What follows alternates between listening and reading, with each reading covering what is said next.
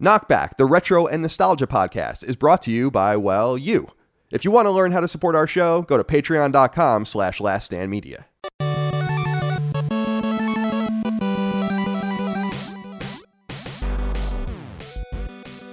Greetings and salutations. Welcome back to KnockBack. My name is Colin Moriarty. I'm joined as always by my brother Dagan Iroquois Pliskin Moriarty. Dagan, thank you for joining me today. How are you? One of the co-founding members of the La-Li-Lu Lay-Lo. La-Li-Lu Lay-Lo. The game came out when I was a senior in high school, so I just remember my friends and that's why it just nailed into my head, because it's just, we just said that over and over and over again. How could you not? It's ridiculous. Somebody had a cobbled together cut of everybody just saying it back to back. It was like 30 seconds long. So it was like really fast paced. It's hilarious. How can you not think of Cobra La? And then people messing up, some of the voice actors messing up and just laughing in the middle of it and stuff. So fun. That's awesome. So great. That's great. Well, it's good to see you, Dag. It's good to see everyone out there virtually, digitally. Thanks for being here with us on KnockBack. This one has been a long time in coming, and we will get to it in a moment. But first, I want to ask how you feeling after we're recording this after our first live show. Yeah. And I was just curious how you feel in the Afterglow. I can't believe that was an entire week ago. That's insane to me. You know what I mean? Like I came home like almost 7 days ago. Just short of a few hours. It was a great experience, man. It was really, really, I didn't know what to expect. I'm relatively new to this thing. I've never done like a fan event where the people that appreciate your content, that listen and watch, come out and see you in person and live and everything like that. Although I've been to stuff with you in the past, whether it be a kind of funny event or an IGN thing. But for myself, just going, I really didn't know what to expect. I didn't even know how to really kind of set my expectations for it. I just wanted to go and have fun, meet people. We had a job to do with the show. I wanted to do my part there because I'm with consummate pros and you and Maddie and Cog and Chris and Dustin and everything. So I just wanted to be on equal footing, make sure I was on equal footing with you guys and just bring a little bit of my own Daganness to the proceedings. Sure. But you know what? It was really, I have to say, it was so great, obviously, to see you. We haven't seen each other in a long time. Yeah, that was A. Definitely. B, to meet Micah, because I haven't met Micah yet. And then to meet most of the guys. I've met Chris in passing very briefly, historically, but I haven't, spent any time with him. And then I haven't met anybody else, any of the other LSM members. So it was nice to spend time with them. But I have to say, the icing on the cake for me was meeting some of our listeners and watchers, and how I was telling you this, like everyone I met I had an interesting experience, right? So we did our show. I think it went off really well. It was pretty long. I think people were really tuned in for the entire thing. They were very up for it. I think it was a lot of fun. I think people had fun with it. And that was really satisfying for me to witness. And then we were going to do a little signing, a little meet and greet afterwards, which I went upstairs to, we had a little green room at the venue, and I was late coming back down. I think I was texting with Helene or something. And the rest of you guys were already behind the table, meeting people and signing. And I never even made it to behind the table, to my chair behind the table. People just started coming up and talking to me, and were all very kind and polite. And then my own line formed, which was really a surreal experience for me. And then I ended up not even being with you guys for the entire thing. I signed people's things. I met people.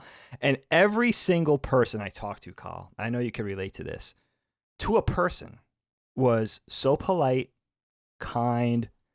I don't want to take up too much of your time. Like, everybody was very, very congenial. Everybody was very, seemed to be having a great time. And I couldn't believe it. I was like, wow, this community is as good as it is, as good as it looks online in the virtual space. To that really transcends to reality. Like, in the flesh, that's how everybody was. In this little cross-section, in this little Western Pennsylvania cross-section of our fan contingent, everybody was so pleasant. It was a pleasure to meet everybody, have conversations with people, telling me how much they enjoy the show, all the content that we do, but especially because it was me, KnockBack. And I don't know if I told you this. A lot of people, a lot of couples, a lot of husband and wives, a lot of boyfriends and girlfriends, fiancés, whatever, that listen to the show together. I'd say probably a good percentage of the people I met, came up in tandem and were like, we both love the show and we never miss a week. And it was really, really nice to have that, and for people just to be, the thing that you do, you want it to mean something to somebody. That's the ultimate payoff, right? And you very well known that for your history of doing this, of doing content and doing shows. So it was really, really an awesome time. Coming along at a time that, I'm having a tough year, especially with the employment thing. It's just been a lot of ups and downs, as animation typically can be. It's nothing new. It's just, for some reason, it's just shit is just hitting the fan with my career this year. And that's just the nature of the beast. So it's extra nice to have a little bit of that, this podcast part of myself, and just meeting the people in person. And I hope, I look forward to doing it again. It's really a great time. I think it's so nice to see that engagement in the flesh, because you could see it on comments online, on YouTube, or the back and forth you develop on social media. But to have that in the flesh was really, really something new to me, and, a special kind of treat. So I want to thank everybody for that. It was super, super, super fun and super cool. How was it for you? How did you, you haven't done this, and you're no stranger to this. You're a pro, but it's been a while. How did it go for you? It was great. It was a really, really wonderful, memorable experience, and I'm real proud of everyone. And the one thing I'm sad about for you is that you had to leave the next day, so you missed the whole meet and greet kind of portion of it, like the real one. Yeah, and where there were more people there than there were at our live show. And we were there for 5 hours, and just everyone was asking about you. I mean, constantly. People were wondering where you were, and I you really were telling feel me like it's really nice to know what had happened. Just so everybody knows, I don't know if you guys follow me on social media or not, but we caught up in the Northeast. We caught the tail end of Hurricane Ida, and thank God we didn't have a lot of wind, but we got like really devastating rain. I think in the Northeast we get a lot of rain, especially in the Philadelphia region for some reason. It's no stranger to that, and we're kind of in a floodplain because of all the rivers out here. And we had 1 hour, we had 5 inches. I think in total we got about 9 inches in a very short period of time. And my basement flooded. So that happened like a day and a half before I left for Pittsburgh, driving out to Pittsburgh. So I kind of left Helene with that. It wasn't terrible, but, it happens from time to time. So I kind of left Helene with that mess. And then also just in not being employed at the current time, just being anxious about that, trying to get back on the job market, which I haven't really gone outside of. I was telling Kyle, I haven't really gone outside of my network in about 10 years. It's like you make a reputation for yourself, as you do in any career. And you sort of kind of use that network to go from job to job in an industry that, could definitely breed instability. So you kind of lean on each other, and you go from job to job with that group of people or that network, however small or large, and you kind of buoy each other to the next job. But it seems like everybody's having a hard time right now, which is very strange, because the economy is pretty good and animation is kind of booming post-COVID. I feel like we got through the hard section. So that was my story with having to leave early, and then, I had a 6-hour drive back. So, I have to say, I'm really sorry to miss that. I really wish I could have stayed longer. So the next time I won't miss that, because, and I love it. I love the opportunity to meet and talk with, just to have a conversation face to face with the people after doing this for 3+ years. Just to have those face to face conversations to talk about the show and to meet the people that are listening and seeing what you guys are all about. Like, it's something you can't get on. I love social media, but it's something you can't get, as you know, Kyle, on social media. So to have that, live face-to-face back and forth is something really special, especially nowadays with COVID and everything. So I look forward to the next one. I can't wait to you guys. I have no idea what we're doing next. That's kind of the kind of pleasant surprise. Like, I'm just as in the dark as our listeners as far as like the plans going forward with the live events. So, and I'm sure you guys are still working it out, but I'm looking forward to you dropping the news. Yeah, we're plotting, and we have to post a little bit more about the show that we just did, and then I would like to do ideally 3 or 4 shows next year. I mean, that's kind of where my mind's at. That's fun. That's awesome. And I'm thinking my mind honestly is in my mind, and I don't even think I've said this to Dustin and Ben yet, but in my mind, I'd like to do 2 domestically and then 1 in Canada and 1 in the UK next year, if that's possible. That would be amazing. Especially because we're all in the Northeast. The reality is going to London is not a huge deal. It's 6.5 hours or so, and from here, and we can all leave from Dulles or JFK. If you don't have a passport, I think most of us do, but if you don't, you can just go get it, and we can. It's like, in other words, it's kind of like going to California. It's not really a huge deal. So I say we just make it the 51st state. Yeah, Puerto Rico could do 52. They don't mind. They don't want to. Come on, you want to just squash the whole EU thing? Just become part of. Yeah, come. I would love that. I would love if us. I actually had this idea for a fiction where, and I don't know like how it would be interesting. It's just an idea of like a United States that is like an empire for hire, kind of, where you find country like this United States absorbs countries, that it basically goes around and sends almost like missionaries, and the missionaries try to sell the people on becoming American. That's interesting. But underneath, so then there's like these popular votes to become states all around the world, but underneath is like this obviously sinister thing. I mean, it's kind of some idea I was bandying around. I'm not totally undeveloped, but with all of the talk of Puerto Rico and DC statehood, sure, I was thinking about that, and because I've often said like it would be fun. I think it would be not funny. I don't think that's the right word, but like if Israel was a state where you just had a U.S. state in the middle of the Middle East, right? So yeah, I was thinking about like how would that work? Like, could there be like and then I was just thinking about the Jesuits and all that. But anyway, I won't. And how it could be like and then BioShock Infinite, and how it could also be like a religion of liberty, but this very sinister thing. Where and there's different like South Korea and other countries become parts of the United States and stuff. Sure, just allies consuming your allies. Right, exactly, and it's a transactional thing, but you realize that it's maybe much like Metal Gear Solid 2. There's a lot hiding underneath the surface. So, but yeah, the show was great. I only bring up the thing afterwards to say that I really feel like you robbed yourself of that, because I feel like, or you got robbed of it situationally, because I really feel like that was exactly what you needed. And little further morale boosting. Right, exactly. So at the end of that, and I said this on Sacred, so I don't want to be too redundant, I told the guys and Micah that I'm like, what we just did was awesome, and what we just did was very important, and a few hundred people at a time, we can make hardcore lifelong fans by being normal people. And we had our meet and greet for 3 hours scheduled. We stayed for 5. No one really knew. I didn't know. I had no idea that much time had passed, because I was talking for 2, 3, 5 minutes per person. We were having a good time. And how did the food truck situation go? Because I know you and Ben were worried about that. Well, we didn't know if they were going to show up or not, but yeah, we had one food truck, and we basically, they were weird as far as I understand, but I don't know anything too much about that. People got to eat though. Yeah. I think we cleaned them out, and also I'm sure there was Reclamation Brewing was there with beer and that's cool. That's really cool. You guys are locusts. What the hell? Yeah. So my mind, so here's where my mind. Well, I want to say 2 things, and then we got to get into the topic. Please. Because football's on in a few hours, and I don't want to miss it. So yeah, I'm up earlier than I usually am to do this. 10 a.m. Believe it or not. Yeah, this might be the earliest we've done since the LA days. Yeah, right. I would say maybe even the earliest ever.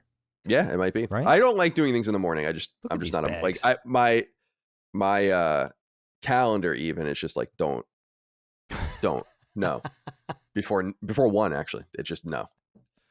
I'm taking. Well, I used to love that at IGN2 when people used to just block out their calendars and you would try to figure out why, and sometimes it would just be for no reason.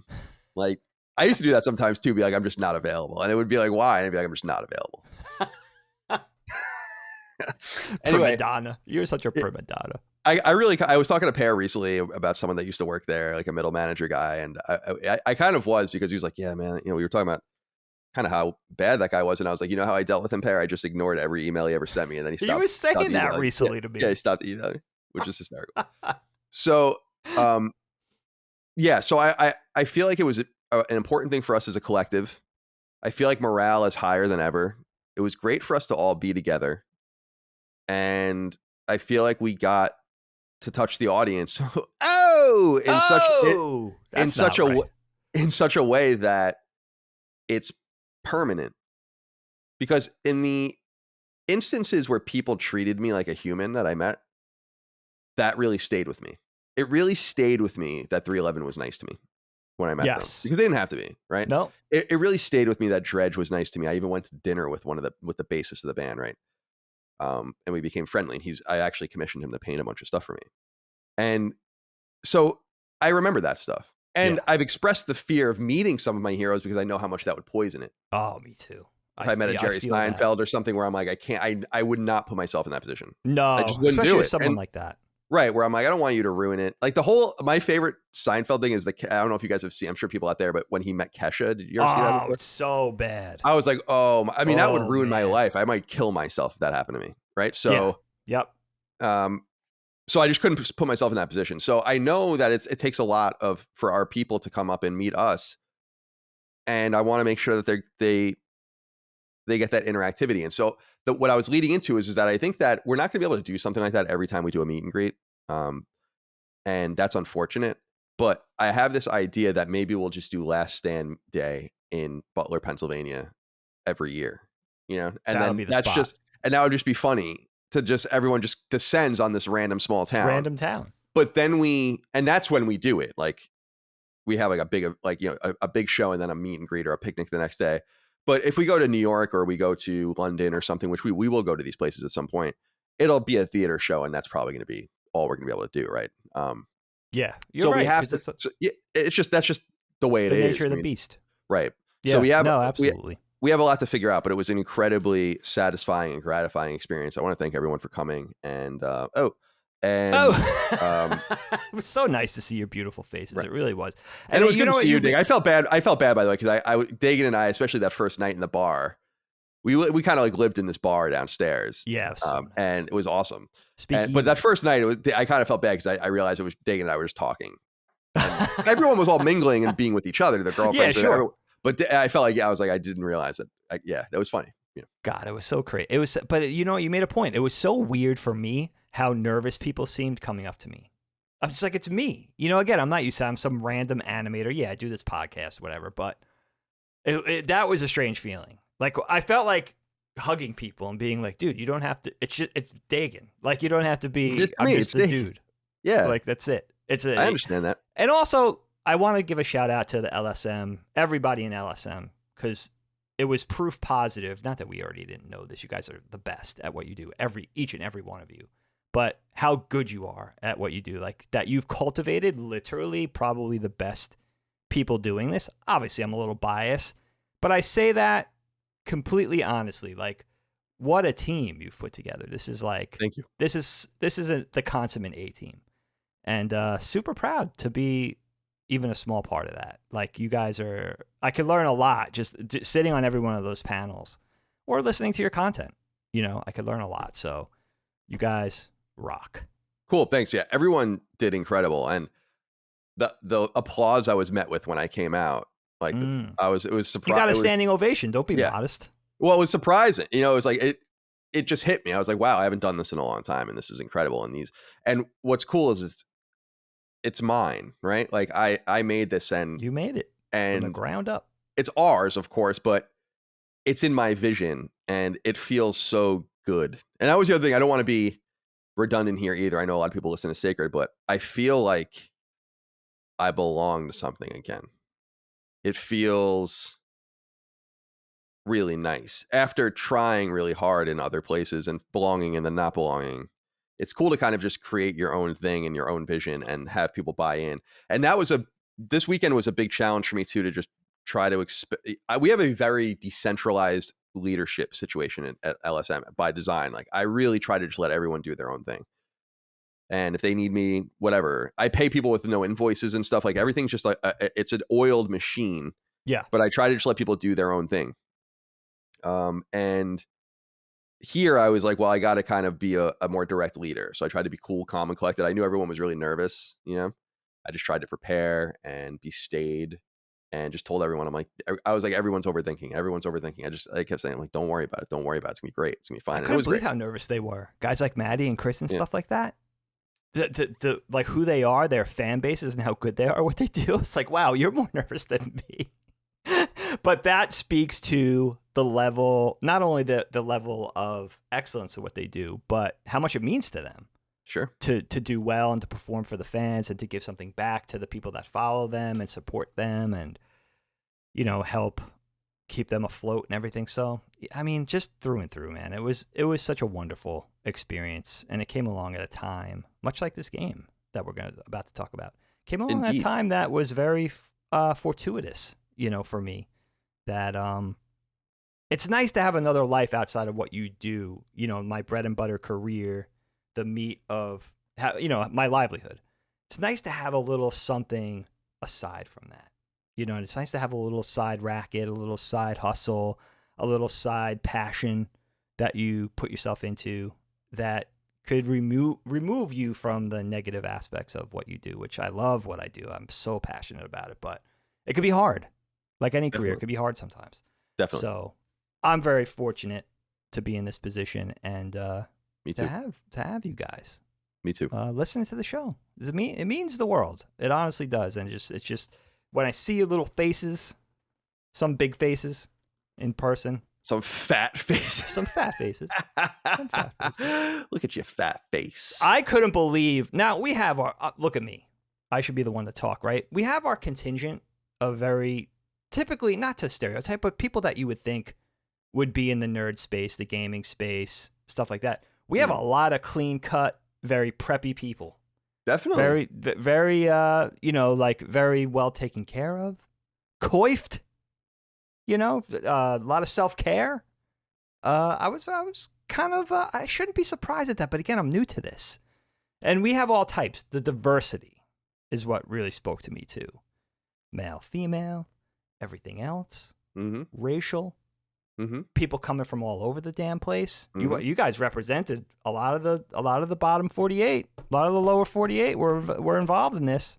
Hawaii and Alaska, I didn't see you, but a lot of other states, California, Florida, all over the Midwest, all over the East Coast. I was very, very happy to meet you guys. It was awesome. I'm very Let's glad do it to hear again. Indeed, we will, and that will be live on Patreon soon. We got it properly, professionally recorded on video and audio, and then that will go live for everyone at some point as well you guys later on. Enjoy this. All right, Shalashaska. Let's get into the topic at hand. Metal Gear Solid 2, Sons of Liberty, PlayStation 2, exclusive at the time, came out in November of 2001, and Rob Kavazny wrote into us on Patreon about this. Says, Dear Moriarty Men, I remember going into an EB Games around 2006 to purchase a copy of Sons of Liberty. I asked the man behind the counter if they had a copy, and what he said after has stuck with me forever. He yelled, quote, "Why are you looking for that game? It's older than you. Check the bin out front," end quote. I'm embarrassed to admit that I still think about that time often, and I hope that man has fallen on hard times. Anyway, I went to another store and had no problem finding a copy. What an all-time classic. Thank you for writing in, Rob.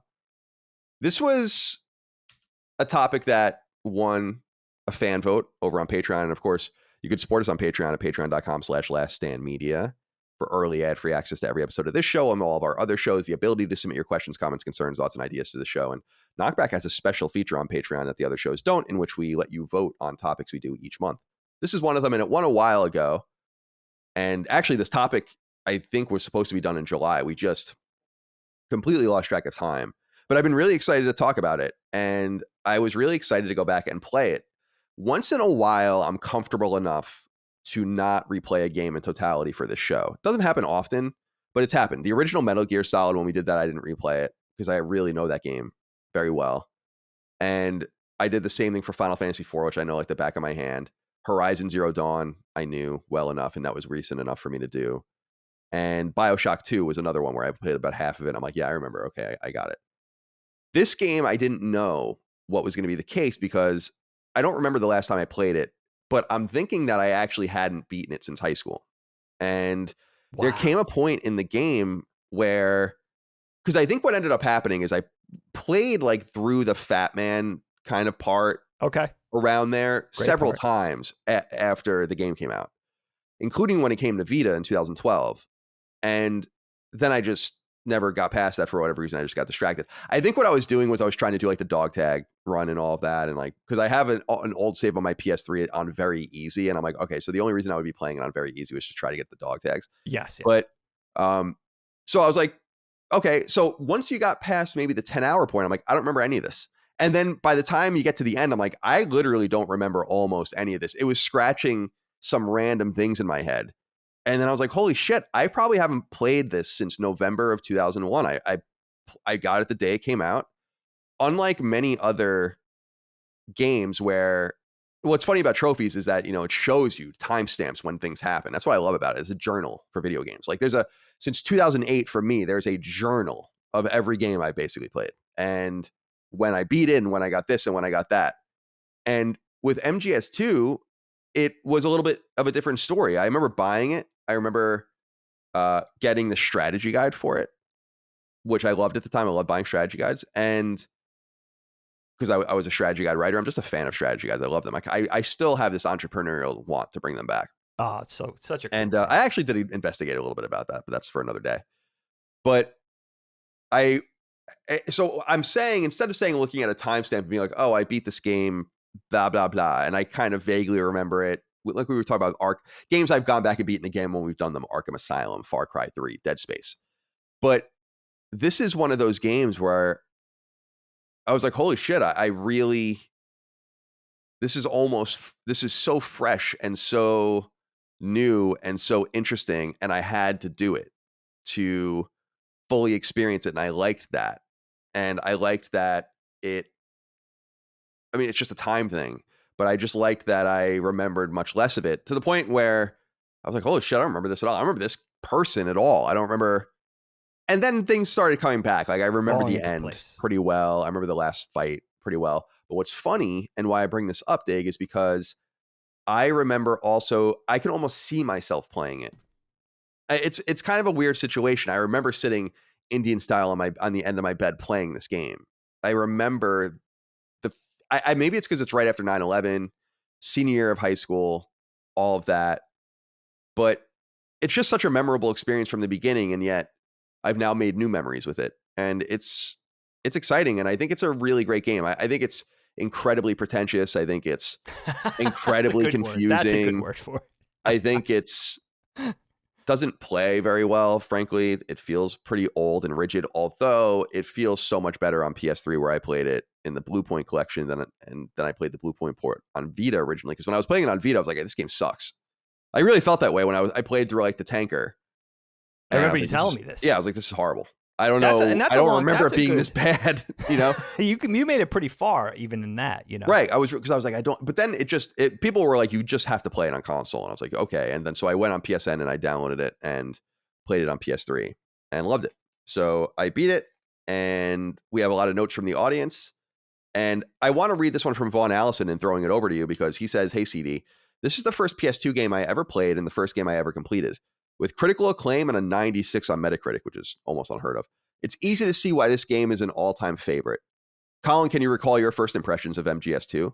My brother and I played in awe watching the opening scene, realistic rain bouncing off Snake's jacket, the music getting more and more intense before Snake tosses a cigarette and jumps off the Washington Bridge.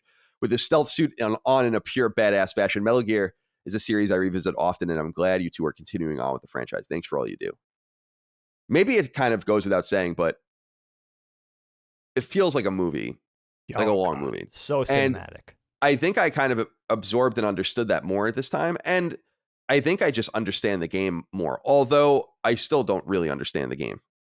And I read extensively. First of all, I paid attention to everything, like explicitly. No music, no podcast. I played it, listened to it, read about it. Right. When I was done. You have to. You can't even listen to music when you play this game. Right. I don't understand. There's no way. But that's okay. We'll get in that. Dig, what are your first impressions of the game? What do you remember about 2001? Because you and I were such big fans of Metal Gear Solid on PS1. And to put it into context for people, fall 2001 is the first, we're now in the first year of PS2, 1 year on the market.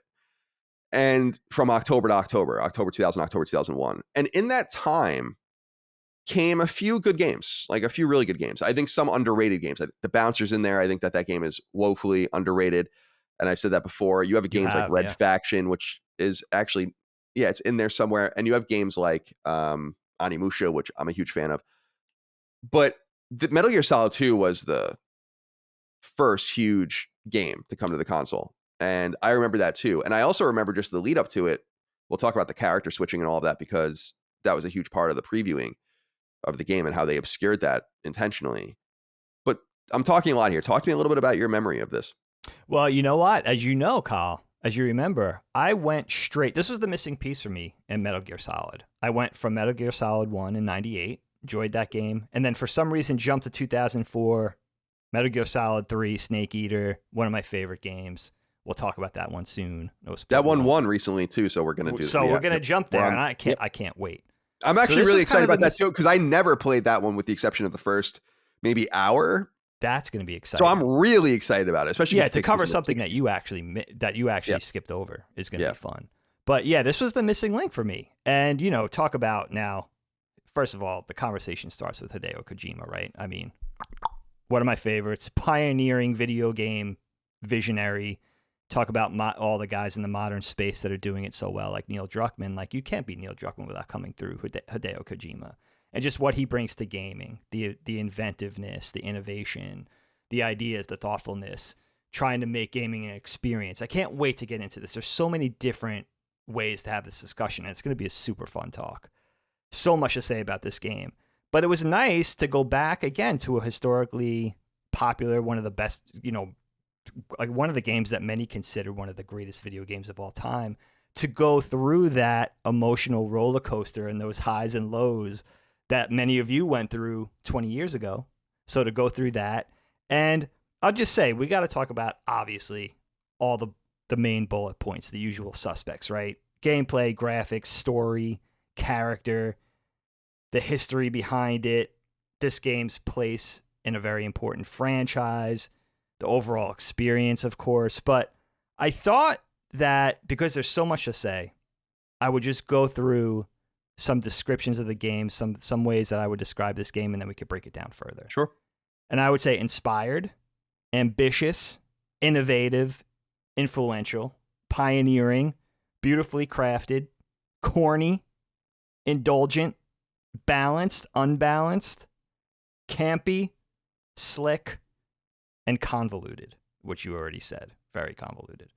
I am proud to say, after reading more, finishing the game, obviously, and then reading more about it, I got a lot more context into what, not all the little nuances with the organizations and the amount of characters, because there's a lot going on here. And there's even some stuff that they kind of leave on the cutting room floor that they don't develop further. So there's some wasted things that they put into the story that they don't carry through to fruition in the end of the game. But overall, I think I have a pretty decent understanding of it. I think. We'll see. I'll be put to the test. But where do you want to start the conversation? Because there's so many different ways we could go with this game. I see. It's so nice to see now why it's considered such an important piece of gaming history. Its place in a very important franchise now. It makes a lot more sense in context. And in the old school Konami sense, in the Hideo Kojima sense, who is still very much on the forefront and on the tips of our tongues in the gaming sphere, which is cool. And seeing a little piece of his history and just so much about this game. And some funny stuff, man. I have to tell you, so at some point in the conversation, I'll reveal to you, Kyle, and the listeners how long it took me to beat this game. And it'll only further the conversations that we had with games that we've covered, like BioShock Infinite, Horizon, which took me an ungodly amount of time. This is no different. So that'll be a fun part of the conversation. Remind me to make that reveal at some point. Okay. This will be the carrot on the string to get you guys through the episode. Sure. And so what do you think, Kyle? Where do you want to start with Well, this? I think, because we have so many inquiries from the audience that I think they'll help direct us as well. And I loved some of the things that you said. It's a completely indulgent game. And so I love that about it. And I love the outside looking in view of the United States from a person who feeds on American culture. Clearly. And right down to the conspiracy theory stuff. It's uniquely American. And it's almost scary how a person can absorb a society so readily to be able to say so much about it, even though it is a little off base, even though it is obviously played up and hammed up. It's pretty amazing. And I don't know if that's a rated part of what he does, but I think it's an important part of what he does. There's a lot of people, a lot of creators in games that are obsessed with the United States and that are not from here. And as a storytelling medium, David Cage at Quantic Dream is another guy. All of his he's French, and none of his games take place in France. They all take place in the U.S. Yeah, and he writes all of his games in English. Right? It's interesting to see Kojima view turn of the century United States the way he does. And I will say, and we'll get into it more deeply, but the last few hours, I was like, holy shit. This is some of the most prescient. Now, when I was a kid, I didn't understand anything that was going on in the game. I'll be honest with you. When I was in 12th grade, I had no fucking idea. I loved Fat Man. That's tough. Really into Fat Man. I was like, okay, and I was just going through it. But this game is incredibly prescient. In fact, I feel like this game is more important than ever because it has come true. And it's a little weird. And I'm not saying that I'm not saying that we have Metal Gear Ray or whatever. I'm just saying like maybe we do. And Arsenal Gear and all that. I'm just saying that we have a society that it feels like when you look at the way that Patriots are supposedly manipulating society, it's like, well, it feels pretty familiar in some ways with what's going on right now. And so, but I want to talk about what I feel like was going in the most surprising thing to a lot of people, which is that you don't really play as Solid Snake. And Peyton Stone wrote in about this and said, "What's up, fellas? MGS2 Sons of Liberty is a top 10 game for me all time, though it is one I haven't played in quite some time. I was younger when I played it. I'm 28 years old now. And so nostalgia has certainly overshadowed any true critique of the game I could give. My question is, for its time, was this as groundbreaking as I remember? Was the protagonist switch up the craziest moment, or was there something else that stood out to you guys? Appreciate you as always." Thanks. So thank you for writing in, Peyton. I was curious about this, Dig, because people will remember, if you were paying attention to magazines and even websites at the time, Metal Gear Solid 2, Konami made it seem like Snake was the only protagonist in the game, to the point that they would show parts of the game in preview playing as Snake. I read about this. And so the famously, like the Harrier scene, I think was a hands-on demo at E3 or something like that. And maybe went around to some of the magazines and websites, and you play as Snake in that section in the demo, but in the game you play as Raiden. So they went well out of their way to switch things up and or to obfuscate that secret. And it reminds me, I don't want to say much more, it reminds me of a contemporary game that got a lot of grief for a similar thing. I think people took this a lot better, and I remember it being kind of a hit. I was surprised, but I understood what I thought at the time, and Kojima has confirmed in my reading, which is that I think that they wanted you to see Snake now, right? Like, you were Snake at Shadow Moses, and now you're going to see Snake operate. And I really like that. And I think that was one of the things that I did understand, is that intent. And so, and I like Raiden. We don't really know much about him, but I like the blank slate, child soldier, brainwashed, all the stuff you learn about with Rose and his bedroom and all. It's interesting. So to me, that's where I kind of wanted to begin. I was curious what you thought about the switching protagonists in the game and how it gives you an outside view of it's really one of the only mainline games, or really one of the only Metal Gear games that gives you an outside look at Solid Snake like that. Which is really cool and a great concept to build a game around. Talk about thinking outside the box. It seems almost like an obvious way to go if you want to do something different, which is very much Kojima's sort of bread and butter, to try new things and be inventive and everything. I love the purposeful misdirection and that they wanted to make it a proper surprise. And not being familiar with this game, not having played it, but always kind of manning my nerd radar. I always heard things about it, so it wasn't a complete surprise for me. I knew at some point I'd be playing as somebody else. I always heard about this character Raiden. You read about people's, perception of the character and how they were disappointed or they thought he was corny. And I agree with you. I think Raiden turns out to be a really cool character. As you said, sort of this hand-bred child soldier, sort of created by Solidus, a very nefarious background and having, sort of misleading this man and sort of building, very anime-like, and like building this human super weapon and how tragic of a thing that is. But the thing about Raiden, unfortunately, in the game that you have to remember is you don't find out any of that stuff until very close to the end. So he does sort of read a little corny during the game, and you are disappointed because listen, Metal Gear is a historic franchise dating back to the MSX and obviously the 8-bit era with NES, and of course, PlayStation 1's Metal Gear Solid, right? So we already love Snake. So going in, there's already an inherent disappointment with switching it up, as inventive as a touch it is. And also, as you said, Kyle, seeing Snake from an outsider's perspective, not playing as him, but now getting a chance to see him through another set of lenses, which is actually really cool. Right, and seeing him from a fourth wall breaking lens, because we know that he's not Iroquois Pliskin. We know that Raiden's not Snake. Exactly. Right? We know that the Colonel is lying to Raiden. So I feel like all of that context is important. Very important. Yeah, super, super cool. And makes for fodder too for the story, not only in what's come before, but now what's going to come after and the present time, which is really interesting. But I think Raiden, the voice act, I don't know how it was in Japan, but the American voice acting is a little off-putting. Not the voice itself or the inflection, but just the whininess. He's got a Luke Skywalker on Tatooine thing going Very on. much so. Yeah. And he kind of looks like Ken from Street Fighter, in a stealth suit, which is kind of off-putting. You know what I mean? It speaks to something that became obvious to me in playing this game, which is a very interesting thing to me about Kojima. And not to change tracks, but I wanted to pick your brain about this a little bit. Sure.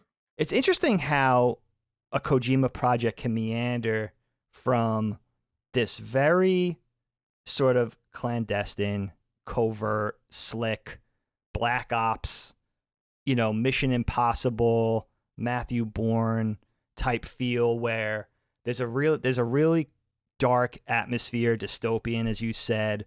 Kojima's obviously got a fascination with Russian weaponry.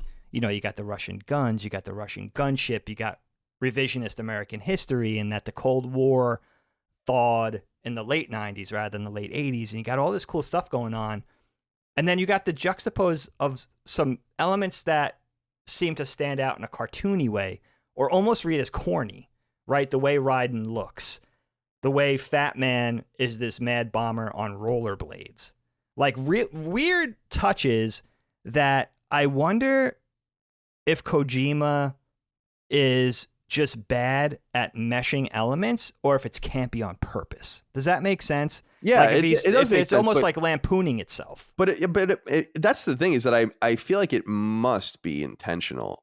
And I just look at it because I do agree that the rogues gallery in this game, as it were, is maybe a little stranger than the other two of the first games. Yeah. Because even though I didn't play the third one, I know the enemies, like the like whatever, right. which is really cool. And especially so eerie because it takes place in the 60s. So that's why I'm especially excited to see it, like pre microchip and all this. So that'll be fun. But you think about the first game and it's like Vulcan Raven is an outrageous character. Yeah, right? true. And over the top. I love Psycho Mantis. I'm a huge Psycho Mantis fan. When I saw him in Metal Gear Solid 5, I shit myself in the beginning. It was awesome. But that's a weird ass character too. And Decoy Octopus, who we actually never see except for him being a decoy and all of that. Like, we see him as someone else, but we don't actually see him, So I don't know. I guess what I'm saying is that, from my opinion, I don't know that it's much different. I think you're right. The rollerblades thing is weird, and he's drinking like Merlot or whatever out of a straw. But I actually really love Fat Man. Well, we're already talking about the antagonist, so let's get right into this here. Yeah. Bobby wrote in and said, "Hey, Big Daddy C and D. Though Metal Gear Solid included a unique cast of characters in its own right, MGS's 2's unique and downright bizarre rogues gallery are, in my opinion, the best in the series. What were your favorite boss designs or encounters in the game? And Edwin Magana wrote in and said, "What's up, Colin Dagan? Fat Man, quite possibly the most hilarious villain ever to grace my screen. An overweight Ridiculous. rollerblading, bomb planting genius. I will never forget my brother and I laughing endlessly when he hit the brakes on those blades at the start of the cutscene. Love the show and the shows. Keep up the astonishing work." Thank you, Thank you, Edwin. So my longtime audience knows that I actually really love Fat Man. I think that it's a ridiculous character, and it seems perfectly Metal Gear to me. That's why, to me, I'm like, this is because there are different types of characters. To me, the character that seems least Metal Gear is Vamp. The character that seems most Metal Gear and in a different way is Fortune. Yes, but then such a cool character. Which is she's actually awesome. But then, and I don't remember. I remember actually thinking like, who the fuck is this chick? But I actually really walked away liking her a lot. But you have this, but in this eclectic group, you have this enigmatic mad bomber, and he's obese. And I was reading a little bit about him. They don't really go into it. I'm sure you read when you were going around too, that he apparently is like finicky and like can't stop moving and stuff like that. And apparently that might have something to do with why he's rollerblading. Like it says that he constantly puts together and takes his gun apart like over and over and over and over again. It's got like to keep OCD. His hands busy. And so I think that the rollerblading has something to do with that. And I love that. I think it's so weird. And my only regret with him is I was like, why don't we see more of this guy? Like, why are in my opinion, the cool villains always killed off first? And then we deal with like a guy like Vamp that's kind of boring. And then you realize that Vamp's boring because he's kind of an amalgamation of multiple characters. But right, that's true. Yeah, so talk to me a little bit about how you felt about the bosses, especially compared to the iconic collection, Sniper Wolf and, Cyborg Ninja, although he's in here as well, kind of. So talk to me a little bit about the way you felt about the bosses. Well, first of all, I think the Fat Man boss battle is probably my favorite boss battle in the entire game. Super fun. They have to deal with this guy. He's fast, and at the same time of having to knock him down and then take a headshot while he's subdued, you have to disarm the bombs at the same time. Probably the hardest. I think I struggled with that boss fight the most until I realized very cleverly in the gameplay mechanics in this game, as it is throughout the game, that you have to have your radar on to see where the bombs are planted. They'll show you the yellow spots on the map, right. And it's become super easy, but it took me way too long to realize that. But I really enjoyed the boss battle, very engaging. And yeah, the Rogues Gallery is really interesting in this game. For me, it makes me think, like, would you rather, like Dagan, would you rather have it a little cartoonier with those unexpected touches? Like Fat Man would be a pretty legit Black Ops dystopian dark style boss fight if he didn't have just the rollerblades on. It's just that one touch of having the roller skates that makes it a little more Kojima. And I wonder if I'd rather have it like be really dark and totalitarian and serious, or if I would enjoy the cartoony context more. But the cartoony context is certainly a way to go. And I like the fact that those little touches are unexpected. And then characters like Vamp too, it's like, okay, you have this conspiratorial story, this whole thing where there's this dark sort of foundation that nobody knows about under the United States, ruling everything, that the president is a figurehead, Congress is a figurehead. It's all being controlled by this small pocket, this conspiracy of people that nobody knows about. So you have this really dark dystopian story, and then you decide to throw a vampire into the mix of the Rogues Gallery. It's kind of fun. You know what I mean? You can make it very Matthew Bourne. You can make it very, very serious type of thing, but you could make it more cartoony. You could make it more of a superhero comic than, trying to make it Tom Clancy or something, Right. So, and I like that. And the Fortune character is awesome. I love, just from a character design perspective, having the female character with the giant gun, and she's got this whole thing of like this psychic power that makes her impervious to harm, that, a bullet can't get anywhere near her. And she wants to die. And she's suicidal at the same time. What a great character touch. Yeah, a character awesome. That's invincible but suicidal. That's good writing. That's just fun.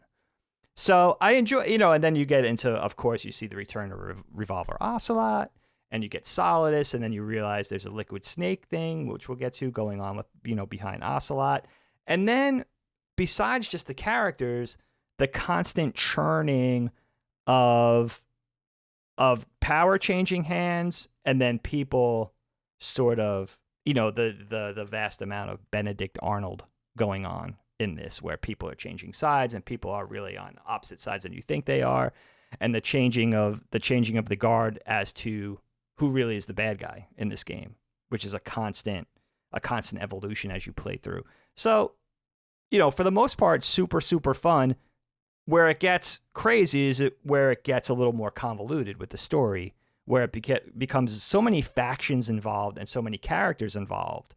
And also a story taking place that we should mention on two different timelines. We have the Snake thing going on in 2007, and then the meat of the game with Raiden happening in 2009, just a couple years later, where, was the oil tanker in the Hudson River. Now we're in the big shell 2 years later with Raiden. So two different timelines. So it makes it so that you have to watch all the cutscenes and that you have to listen to all the codec conversations, because if you don't, you'll be lost. And I can't see going through this game being lost, although I'm sure it's an option.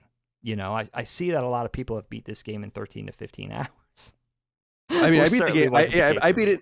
So it took me 15 hours to beat. Okay. And I take real good care of my clock in my game, so everyone knows that it's accurate. I'm obsessed with that shit. You played on normal? I played it on normal, but I was going to say I played it with a spoiler-free walkthrough, like a flow chart. So it doesn't tell you anything. It just says, like, this is what you need to do. Then you need to do this. Then you need to do this. So you're just never walking around aimlessly. Okay. So that probably subtracted several hours of my experience. I don't remember. Actually, yeah. How long to beat probably has it at like 20 to 25, I think.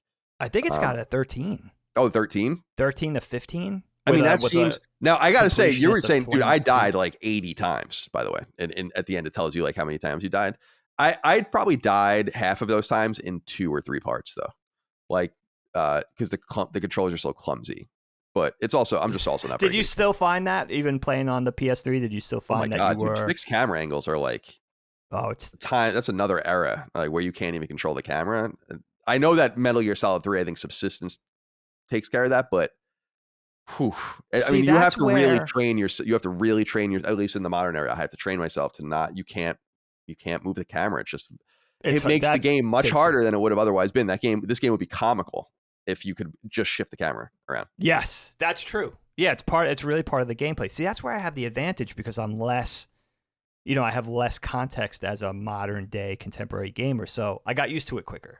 It didn't bother me that much. I have to say, I got acclimated pretty fast, and I found it to be pretty fluid. But that could speak to my lack of modern gaming, although my resume is building. And I also have to say, Kyle, I keep saying Matthew Bourne. It's Matt Damon. It's Jason Bourne. Yeah, so I understand. Have to correct myself on that one. Well, we were talking about some of these characters, and I really did enjoy Fortune and kind of the whole arc with her.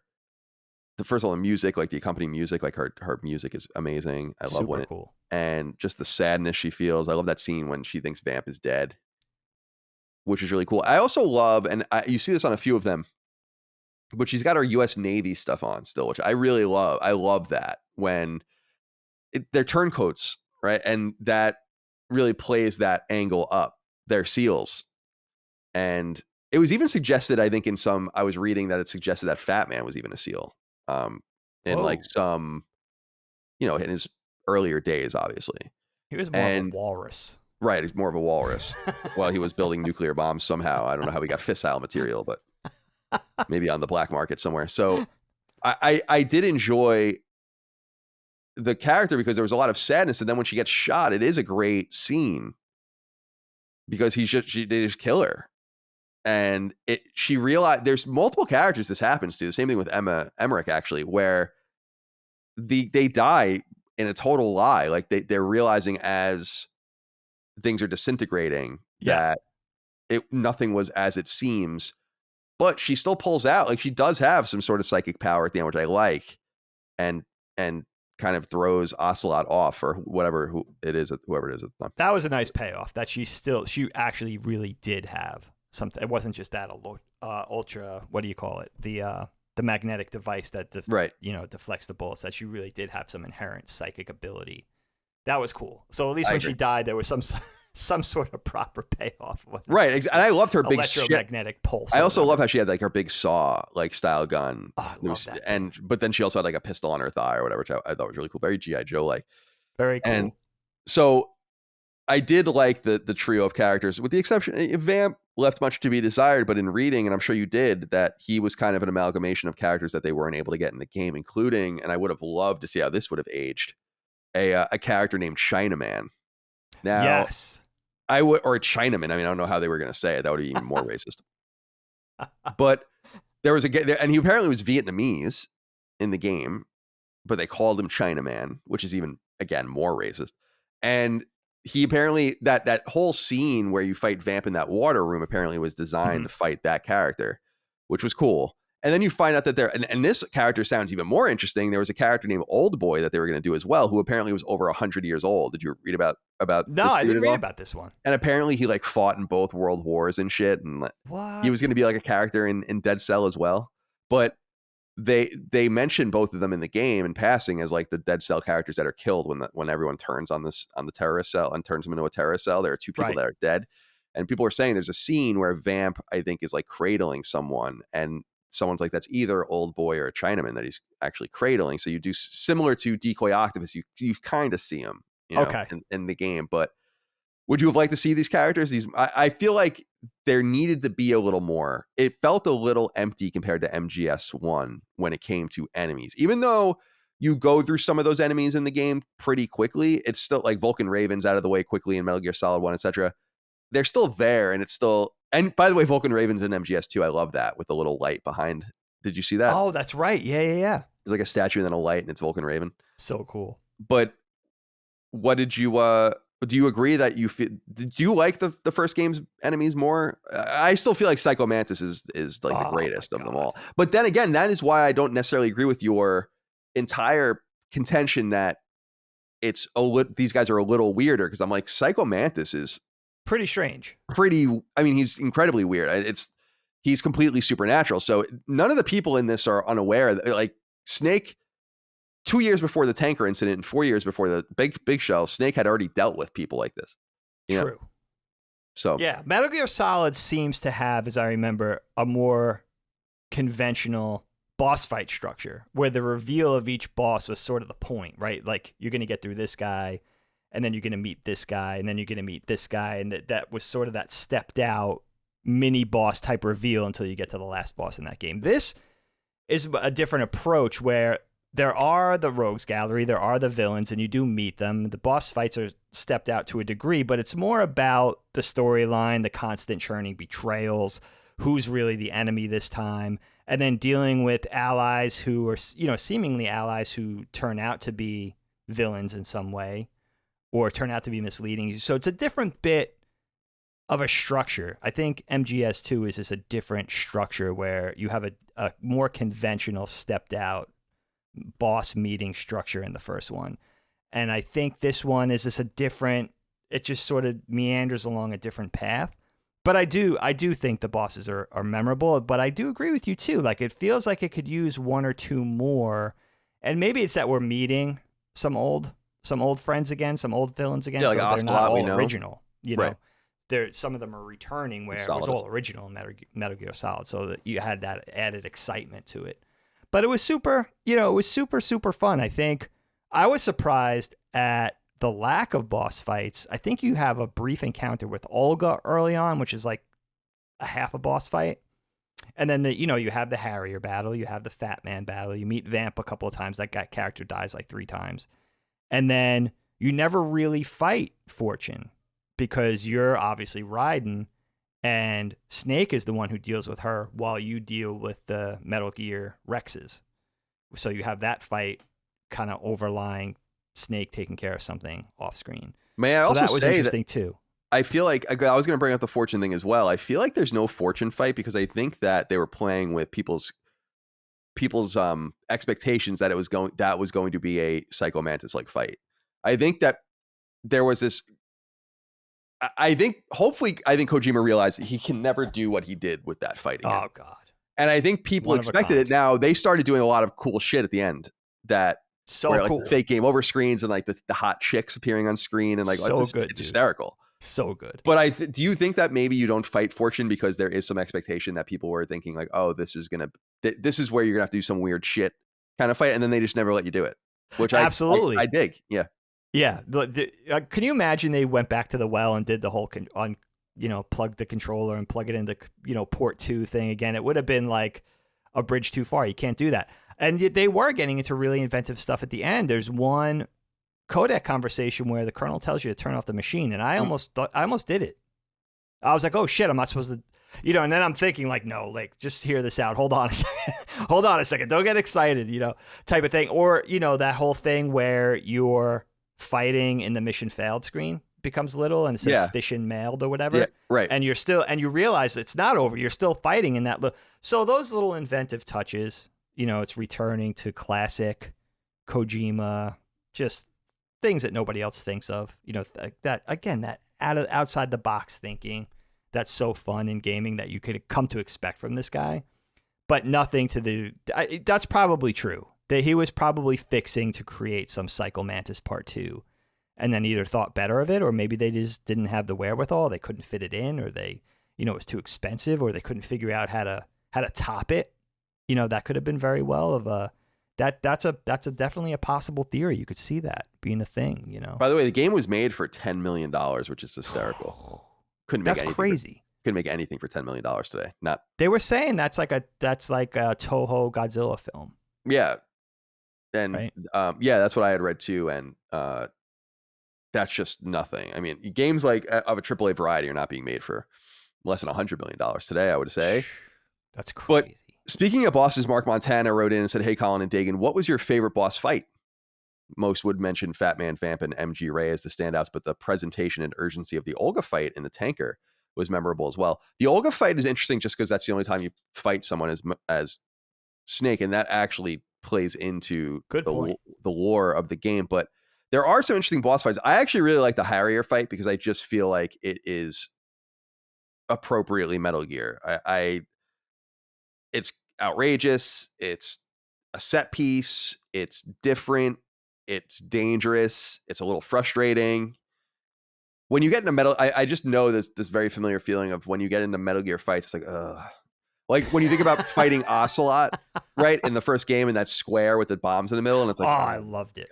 It's so cool, but you have to figure it out. You have to die and shoot through them, and then you die and you figure it out. There's always a puzzle involved. Right. And so that's always fun, but I felt like and it was cool actually, even fighting the Rays at the end, I thought was fun as well, when you like hit them in the knees and then they open their mouths and you smash them in the mouth with the missile, and it does like much more damage. I liked that as well, but I really would give my shout out.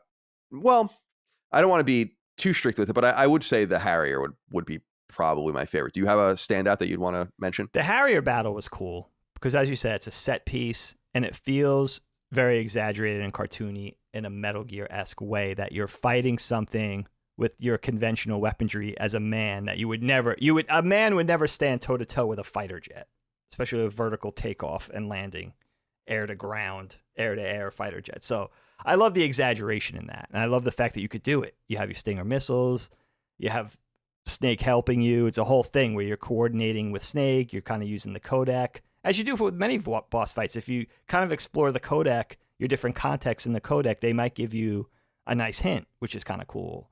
Otacon does that later for you. Maybe somewhere along the way, the Colonel or Rose, somebody gives you a tip that you need. I love the Fat Man fight. I thought that was a lot of fun. I mentioned that already. That was probably ended up being my favorite. I was a little dejected that you don't have a proper Ocelot fight. And when you finally stand toe to toe with the lesser, although still devastating, Metal Gears, when you're fighting the Rexes, I was a little disappointed in that fight. I have to tell you, I thought it was going to be much like the Harrier fight. I thought it was a little too easy.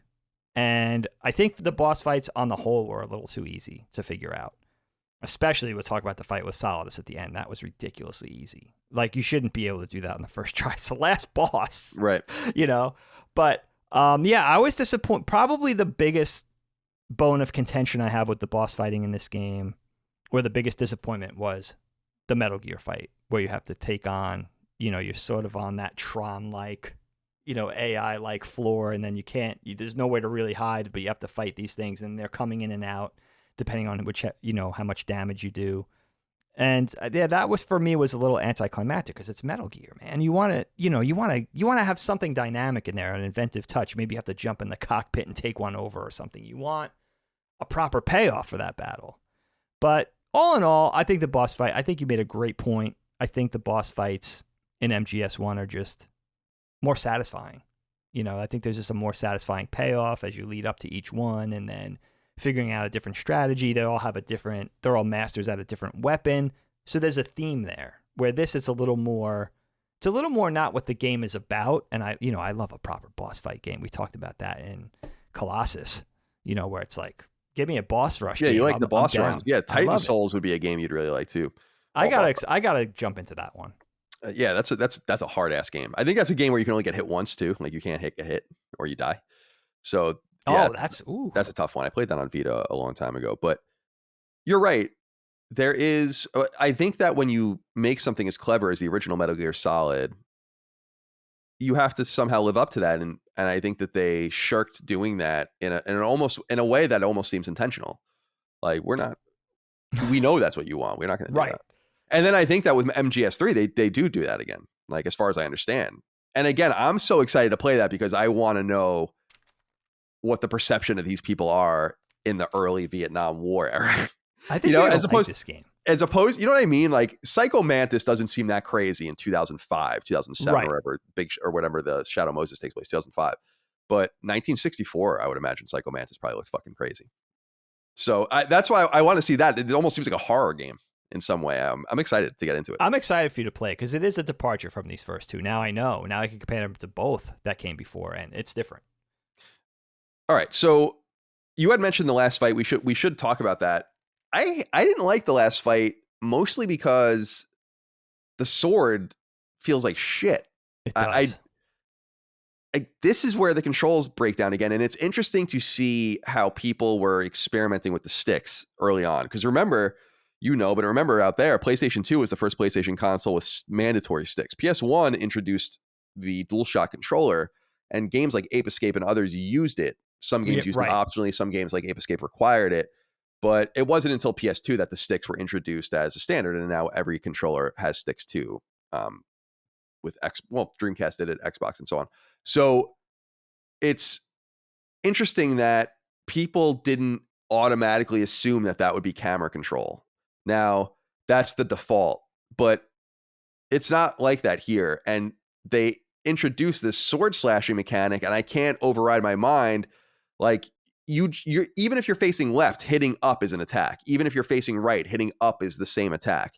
And I had to get my mind around that. And it's funny, I died a few times in the last fight because I kept jumping off the roof. That happens from time to time in this game.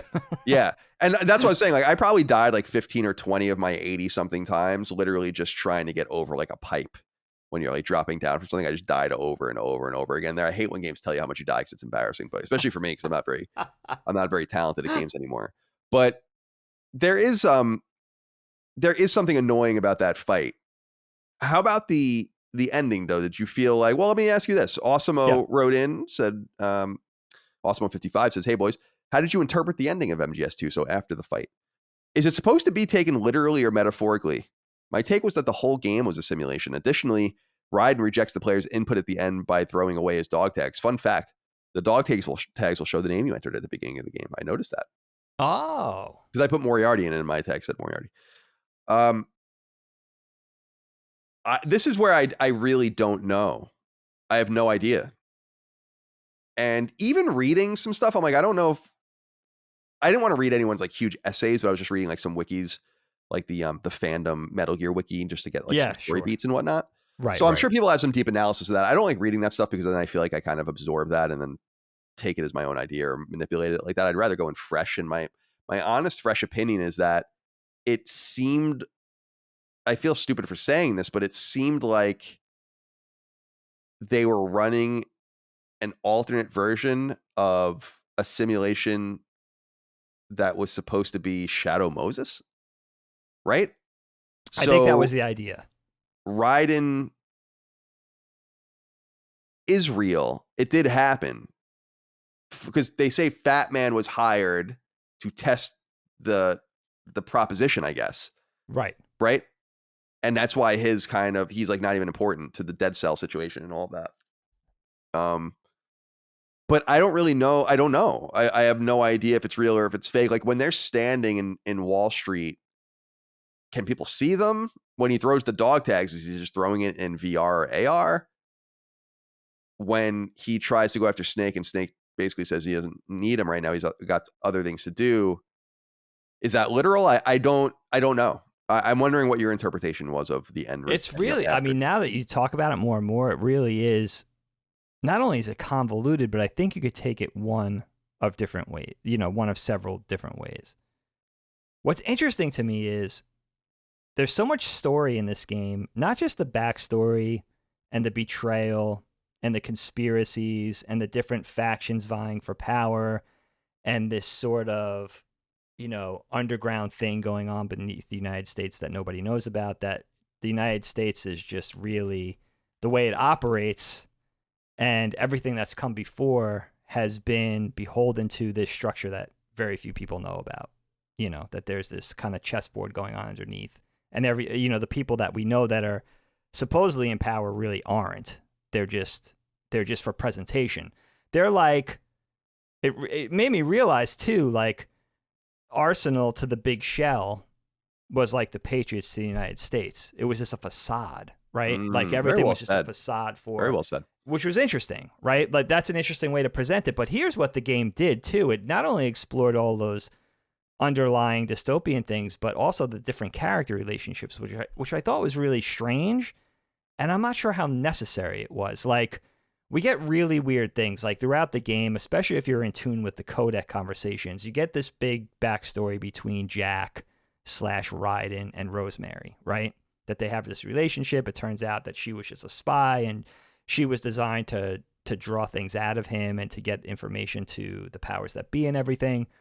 But somewhere in there, if you really pay attention, they intimate that he's kind of a wife beater. Like he's assaulted her in the past. Yeah, he says she says that's the first time you raised your hand to me. Right. Yeah, and then I was like, all right, that's strange. And then as you get more context, you realize that this is a child soldier. He was bred to fight. Who knows what was going on mentally with this guy type of thing. So it's actually cool in retrospect, but you don't get all of that until, again, near the end. And then you get other weird things like with Otacon and his stepsister Emma, or EE. There's this whole sort of intimated incestual thing between the two. Like she's got like beyond a platonic obsession with her brother. And then it actually says that Otacon fucked around with the stepmom, which made the stepdad commit suicide, which was why Emma was sad in the first place. Like it goes into all these weird personal human drama, almost Jerry Springer-esque. Yeah, it's things, interesting. It's weird. right? Like, yeah, especially with Otacon, where I'm like, man, it's strange. What the fuck are you doing with Otacon's character? It's really weird. And they put that in, and it only kind of makes everything more convoluted because you don't really know what to pay attention to, on top of the overarching political intrigue and all that kind of stuff, black ops, clandestine shit going on, which is really interesting. But for me, it seemed to be saying, this was an interesting takeaway for me at the end. There's a post-credit thing where Snake says life isn't just about passing on your genes. Basically saying that it's about, obviously procreation, human evolution, extending life, childbirth, rearing children, carrying on for, the idea is to carry on our species and everything like that. But what they're saying is to also pass down the memories, the pain, the happiness, the joy, the success, the failures, all that kind of stuff. That's interesting. But they were saying this GWAI, which was this whole thing behind this Arsenal, super fortress, Cobra-like super fortress that was submersible and that was, highly weaponized and all this kind of stuff. The whole thing with this AI was designed to create, the strategy was designed to create this even playing field for humanity. In other words, saying like, this is my most interesting takeaway, Colin. Tell me if you got this out of the game. Saying that humanity, basically we coexist and there's a politeness. There's a facade over the top. But at the bottom of that, just underneath the surface, we're all competing against each other. And we're all competing against each other for success, knowing full well that we're not all born with equal opportunity, right? That it's not an equal playing field, that only some of us, a small percentage, will actually succeed. And that, isn't it strange that there's so many people in poverty or struggling, but yet we pay all this money to support endangered animal species in zoos and stuff like that? They actually say this in the game. And that the AI is designed to create, take away that overt fake politeness and say, this is designed to create actually an even playing field, to strip humanity away of all of its, I don't know, I guess, all the lies, strip humanity away of everything that it does that's artificial or fake, And I thought that was interesting because it makes the villains not really villainous. The idea behind it is you could see that the idea behind it might be something that they ascertain as positive, but there's so much destruction in its wake. Like, they don't care about using nukes. They don't care. It's terrorism, but with an idea that's actually kind of intriguing if you could just do it without the violence. So that's a takeaway I got from the game somewhere in there. I don't know how good my read is, how on point my read is, but that's something that I thought was really interesting, and that's why I think it got very intriguing at the end, where I thought all of the cutscenes and the cinematics and the codec conversations during the middle of, the beginning to the middle of the game got very long-winded. They became very sort of obtuse and hard to understand at times. And at the end, I think it comes to fruition with that sort of payoff, and I was able to get some satisfaction because of that takeaway. Did you read it into it that way too, or did you get a different take? No, I think, the last third of the game is just interesting in the sense that, because I do have a similar, first of all, I love the reference to this allegory between Metal Gear Arsenal in the United States and the Patriots and so on, and what goes on underneath the surface. And I think the game deals with some interesting hard truths about society, like you said, about success and money and reality. And I think that's why the game, in my opinion, tries to bend reality in some way and does successfully bend reality in some way. And it makes you wonder if any of it happened at all. I know I don't know if that becomes more clear later in Metal Gear lore. I think this is the second to last thing that happens in Metal Gear lore. I think MGS4 is the only thing that happens after this. Okay. And so, and I've played just a little bit of that too. And I'm really eager to get to that game as well. That's a PS3 game. Me too. But it does get a little strange in terms of what it's trying to say, because I don't particularly know if it's trying to say something neutrally or if it's trying to have some sort of commentary on reality. And the only thing I could walk away from, and it's so weird because he's been tweeting about it a lot, or been tweeting about it a little bit at Kojima, plus we just got a new trailer for it with the fourth Matrix movie. Yes. Is that there are serious Matrix vibes in this game. And I have to assume that that's intentional, but I think don't so too. But I don't know. I think that, because a lot of people are like, oh, why is Kojima tweeting about Matrix? And is there a hint and blah, blah, blah. And I feel bad for Kojima because he just can't say anything anymore.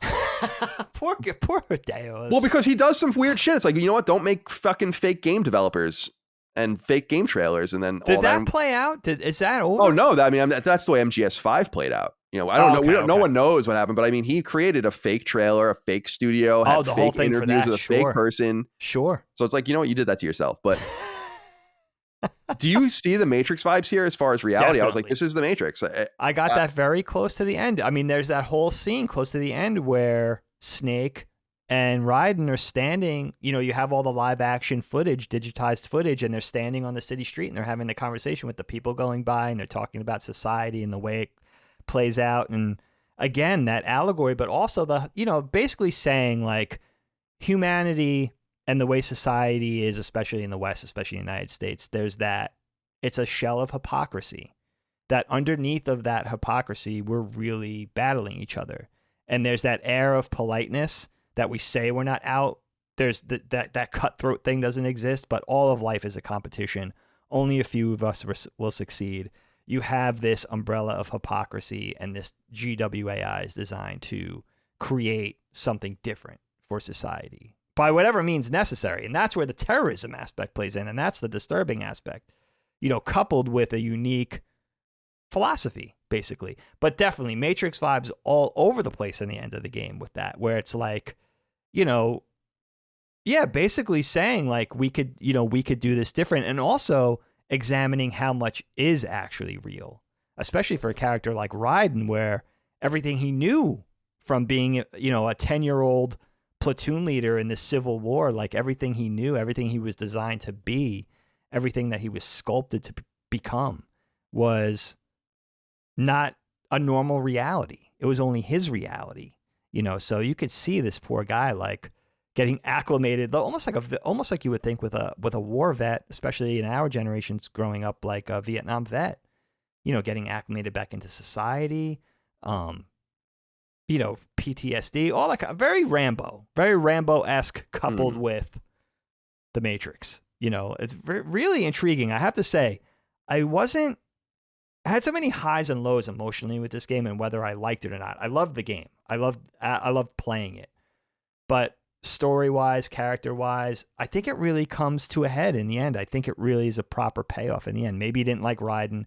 Maybe you're disappointed that you don't like Snake.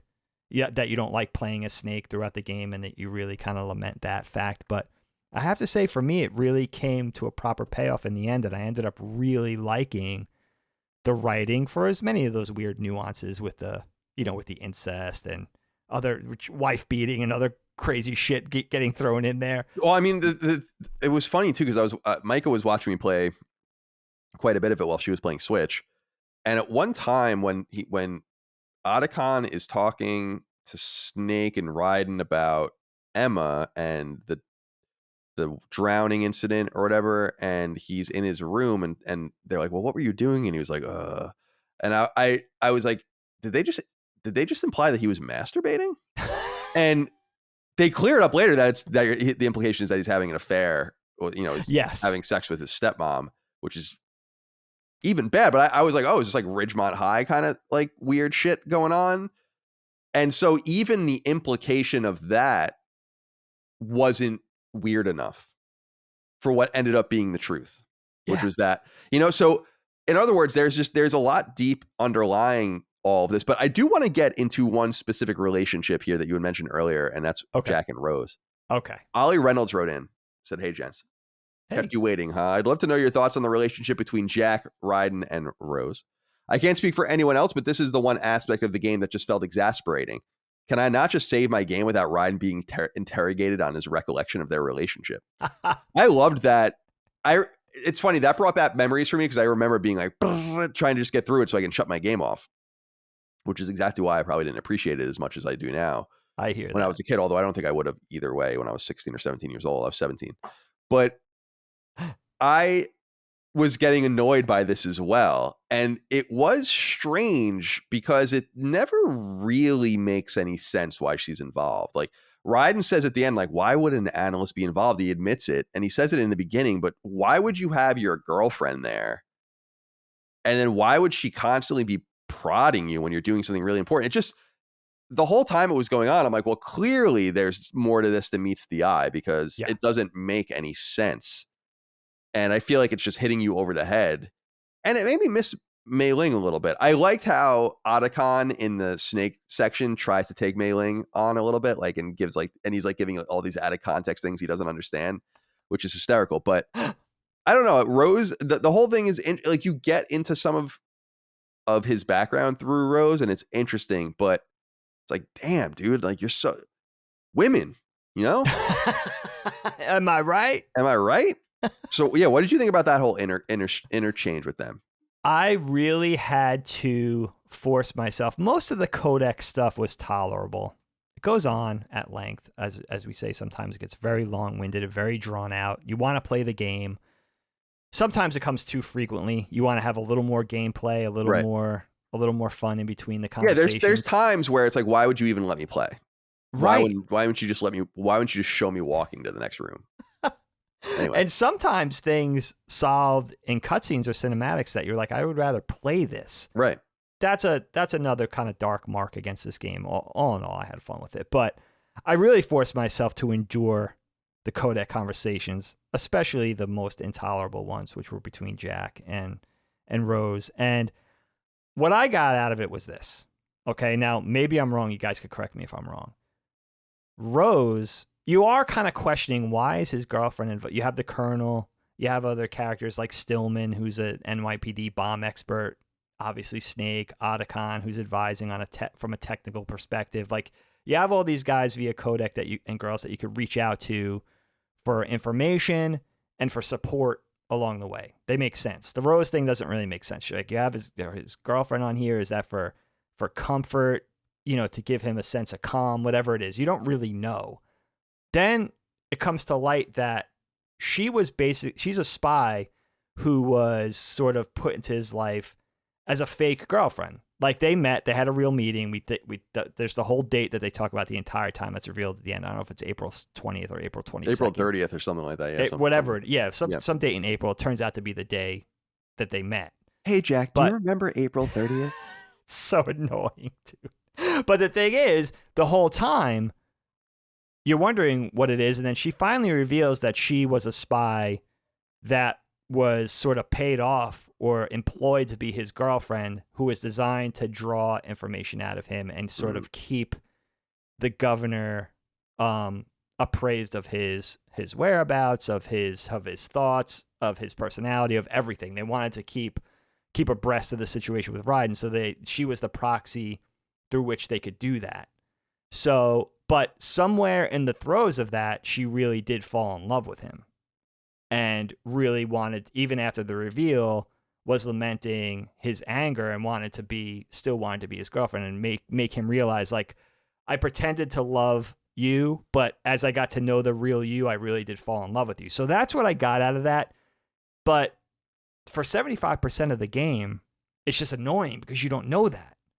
Again, there's a lot that comes in the last, I would even say that's being probably nice, saying 25%. The last 10 to 15%, I'd say, of the game, you get a lot of context into what really happens. And that's what makes it good. But there's so much to endure. I don't know if there was a better way of stepping out the story or the reveals to make it a little more tolerable as you step through the game. But I like that payoff. I like the fact that she was employed as like a fake girlfriend, a spy, an embedded spy, to basically keep the government aware of everything about him, about everything Raiden, whether they could trust him, whether he was going AWOL, whether he was really whether he was kind of in bed with, their adversaries, whatever it was, that she was the proxy by which they stayed in touch with this, their weapon. They're basically a killing machine designed. It turns out he was designed in Snake's image, which is interesting. So that's the payoff I got from the Rose and Jack thing. But it's so, throughout the whole thing, it's basically a bickering couple. It's basically a bickering couple that's dating, and you have to deal with that through the whole thing. And if you want to pay attention to the story, they're both, again, the voice acting is good, but they're both a little whiny. There's a lot of stuff going on where you're trying to play this like Black Ops shit, like you're trying to get into this game, and right, exactly. That's why I think it's got to be impossible. I got to think I feel like it's got to be intentional. I think so. It feels, and it's only frustrating from a gameplay perspective because I agree with what was said in the letter, where it's like you save and then she says all this shit, and multiple times I'm like, okay, so now I'm going to call you back and save again because you just said all that. It's a PS2 game. It's not going to autosave and remember that you said that. That's right. So there was like weird designs where I'm like, wouldn't I potentially see this again? So I guess I'm sure they dealt with things around that, but I was a little annoyed by some of the gameplay decisions based on that. Actually, let's get into some of that with Ryan Clayton. Sure. Talk a little bit about pacing. So hello, the brothers Moriarty. Whilst MGS2 has many compelling ideas that seem to become more and more relevant with age, how do you guys feel about the ways in which these ideas in the story are told? No matter how much I like the content, I can't help but feel a little exhausted at the pacing. where it feels like I'm playing for 30 seconds, like Dagan said, before hit with minutes upon minutes of codec calls and cutscenes. Man. Is there a way for this story to have been told without the dedication of so many passive storytelling methods? I often feel like I'm watching a game as much as I'm playing it. I think in some way you have to embrace that. That is what Metal Gear is. I understand that, but it's going to be story heavy. As I understand, the ending of Metal Gear Solid 4 is like more than an hour long or something. Oh my God, just the ending? Yeah, and apparently there's like a scene in Metal Gear Solid 4 where you don't play for more than an hour. Like where you can like literally put the controller down for more than an hour and there's nothing happens except for the cutscenes. Wow. In the story. So Holy that's shit. the way it is, and it becomes. I think it was like that in MGS1, and in some way, if you go back to like MSX, Metal Gear, and stuff like, there's a lot of random disruption from the codec and exposition in that as well. When you're really just trying to play like a top-down stealth game. So I wish they would re-release those on modern platforms so people can enjoy it, at least the first one. So definitely. I, in my opinion, the pacing doesn't necessarily suffer because of the stuttering between story and cutscene and all of that kind of stuff. What makes it the pacing a little more off, I think, to me, although it's not really a huge thing, is what you said, which is that I don't know if the game's length is right or not. I don't know that there needs to be anything cut out, but I'm wondering what the intent was in some ways at the beginning. And it's to get Snake in there, but in reading about the whole, like, their false start with the Chinaman thing and all of that, where, and again, please don't ban me, YouTube, it's a character in the game.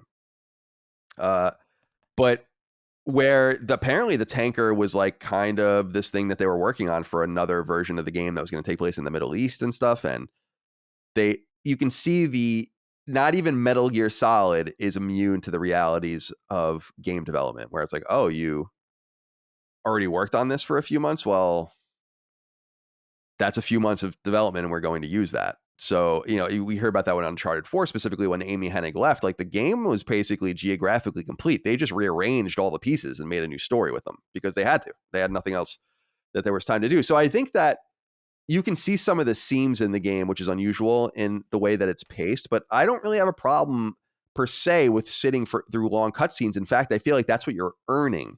I just get frustrated when the game, like when you're going to let me play again, let me play for a little while. Don't make me go to the next room or something like that. That's stupid. You might as well, and I won't be mad if you just walk me into the next room. That's kind of our expectation of playing a game like this. It's going to be half cutscene, half game. So that didn't bother me too much, but did that, we were talking a little bit about the pacing and the story, but did the way it was delivered, did that bother you? Or were you kind of enjoying the breadth and the verbosity of the storytelling? I know you were saying the codec stuff was running long, but I quite enjoyed, maybe outside the codec more, but I quite enjoyed like sitting back and taking in story. Yeah, resting a little bit. Yeah. Yeah, I mentioned early in the talk balance versus unbalanced, and I found this game, oddly, I found both things in this game.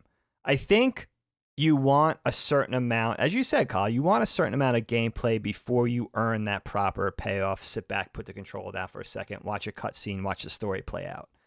But there were moments, there were whole, I would say, chunks of this game where they were just too far. There were the action scenes, the gameplay was too far and few between. And, you have a lot of cutscene, cinematic, and codec conversations, and not enough of that action that you want in a game like this. I think it's interesting. It's a great point about the Rose thing, because she's the vehicle, obviously, of which, she's necessary to talk to because she's saving your game. So you have to go through Rose. You don't have to listen to every conversation. And I think they tried to be clever, and sometimes there's a long-winded exchange, and sometimes she just says good luck. And it's sort of randomized, and you don't really know. But, there are large parts of this game where you get a cutscene, and then it goes to another cutscene, and then you go into a codec call, then it goes into another cutscene, and it's just not balanced. I mean, if you have to, I think one of the problems is you have a guy like Kojima, and not necessarily a problem, but he's a guy with a story to tell. He has a lot to say. There's messages involved. There's characterization. He's really into character. He's really into story. And he treats games, obviously, we see things like this with Death Stranding now, too. Like, he's treating the video game medium as a very cinematic thing, almost like a movie, more so than maybe any other creator. That he really sees gaming like that. Not only does he make a wonderful game, inventive game that pioneers different things, goes outside the box and all of that, but he really has something to say and he's going to say it. What you need to do with a game like this, and I'm not a game dev, but what I would think is you have to look at it on a timeline and make sure from a game playing perspective that it's balanced. If you're going to say a lot here with cutscenes and inactivity, let's have a wide breadth of activity leading up to the next story point where a gamer could go get a drink of water or put the controller down, rest their hands before they're looking forward to the next bit that they jump into, the next boss battle, the next stage, the next area that you're traversing. So I think you just need to, any good video game, you just really need to step it out and make it, make a balance of, there's probably some people that won't play a Metal Gear game because they don't want to watch any cutscenes. Right. They want to do a Call Oh yeah, of this Duty is not thing. for They you wanna if do you're an Fortnite. action guy. This is not for Right. you. But, have that balance so that, the overall experience is more satisfying, which just makes sense. It's just common sense, I think. Yeah. Let's talk a little bit more about the gameplay then, since we had mentioned this. It's a video game, so we should talk about that. I'm curious what you thought about the way the game felt. We were talking a little bit earlier, fixed camera angles. You can use the D-pad to move around, although I was using the stick. So that in and of itself is pretty funny and antiquated, certainly a 20-year-old game in many ways. But there's a lot of gameplay that I really enjoy. It's weird to play a third-person game that's top-down-ish in some way or shoulder back, but doesn't go behind your shoulder when you're aiming, and you're aiming with the square button, and you're going into first-person mode with the R1 button, and it is quite convoluted, and it doesn't hold up at all. It's not as bad as like playing a true tank control game, but from like the PS1 era, but it's not good. It's tolerable. It's way more tolerable again on console than it was on Vita for me. But man, this game needs an update so bad. It would be so cool to see this game and all the trappings of modernity, including just a controllable camera, which would make all the difference. And I was thinking of some of the scenes. It's funny, specifically when Raiden is naked. That is the only scene I could identify in the game where they wouldn't have been able to do that, because you would have been able to rotate the camera in some way to see him. Right. Good Otherwise, it seems like a free camera would have been totally fine. Obviously, you would have lots of clipping issues, and it's such a tight corridor and all of that, and it wouldn't obviously be QA'd for all of this, so it wouldn't work by just turning it on. It would be all fucked up, but it would be nice to have a little bit more control. But ultimately, it was fun, and I must say, the one thing I enjoyed doing, and I tried to do it, and I was curious if you did this, was I tried to hold up as many soldiers as I could. I don't know if you did this at all, but I probably ended up getting like 30 dog tags or so in the game, which was kind of cool. Get them. And I really enjoyed doing that. I remember the first time I played the game, I almost never did that. I would just kill everyone. Now, after I get the suppressed SOCOM, I kill everyone even after I hold them up. But which is kind of brutal. They're like, don't kill me. And I'm like, well, you're a terrorist. You got to go. So I blast him away after he gives me his dog tags. But I'm curious how you went through playing it, what weapons you might have deferred to. Like, I was a big fan later in the game of the M4, but stuck mostly to the silenced SOCOM. And I found the body armor to be a lifesaver in that Metal Gear Ray fight at the end of the game, which halves your damage taken. And yes, so there were a few cool things. And then I loved how when you had the cigarettes equipped, you slowly take damage, which I thought was really clever. That's so fun. Really cool stuff like that. So, but there are a lot of items too where you get them and I didn't really use them, because I mean, boxes obviously are famous in Metal Gear. You have those, and you have some of the different like the vibrating or noise making sensors that you use in the game. But largely, it's kind of funny to think about. I'm like, at the end, I had like 2 sniper rifles, 2 assault rifles, 2 pistols, 2 rocket launchers, and a grenade launcher. Yeah. All the ammo. It's just like, where is all this stuff? And it's so funny. I tried to suspend my disbelief, but I think in a game like this, it would have been kind of cool, Resident Evil style, to kind of make you fit it into, it gives you like 12 boxes and you have to kind of fit them in That would have been pistol. cool, and that would have worked for this game. I think so too, because then it's Yeah. like, for instance, because I thought it was really neat when you finally use like the diazepam or whatever you use when you have to hold, when you have to steady that's yourself, Sniper Wolf style. And I had like I never used it. I just kept collecting it so that at the end of the game, when you need the sniper rifle on the oil bridge with Emma, I'm just using it because I'm killing everyone with ease. But it would have been cool if it forced me to kind of not know that I would have needed those, drop them, and then gotten to that point in the game and been like, fuck, future play or going back, that would be something that I might have kept for this time. So it just would have been cool. It would have been another meta level of gameplay to make you manage your inventory. But otherwise, that was my experience playing the game. What did you think of the actual play? Yeah, it's a great point. I think that Resident Evil-like inventory system would have worked for this game. Would have made it a little more compelling, too. It might have, for me, ironically, might have taken me less time to beat the game, too, because I was, I think, overcompensating, thinking the game would be more difficult than I really found it, which is interesting. Yeah. But, of course, you're thinking of a game, we're talking about a game 20 years old. So, of course, gameplay has evolved. The level of fluidity has evolved in gaming, the mechanics. But again, and this could speak to me being less acquainted with a lot of modern games, that it didn't bother me that much. I got into it really, really kind of quickly, I think. Obviously, there's a lot to do in the game. It's very nuanced, a great amount of detail, a great amount of variety. I think that, if you look back historically to this game 20 years ago, I think that must have been especially impressive at the time. I like the amount of stuff you could do. But what I really love about the game, Kyle, is that all of the gameplay mechanics, all of the various things that you could do as your playable character, the game forces you to sort of become, acclimated, comfortable, and confident, and ultimately even adept at doing things. Like there's going to be a part in the game where you're going to have to do said task of, all the things that you're capable of, whether it's running along narrow passages, stealth, melee combat, overt gunfights here and there, climbing and traversing rails, walking hand over hand on, to avoid some of those drones and stuff like that. Swimming, which I absolutely hated in this game. Awful controls for the swimming. Oh my God. It was, especially when you're trying to get air.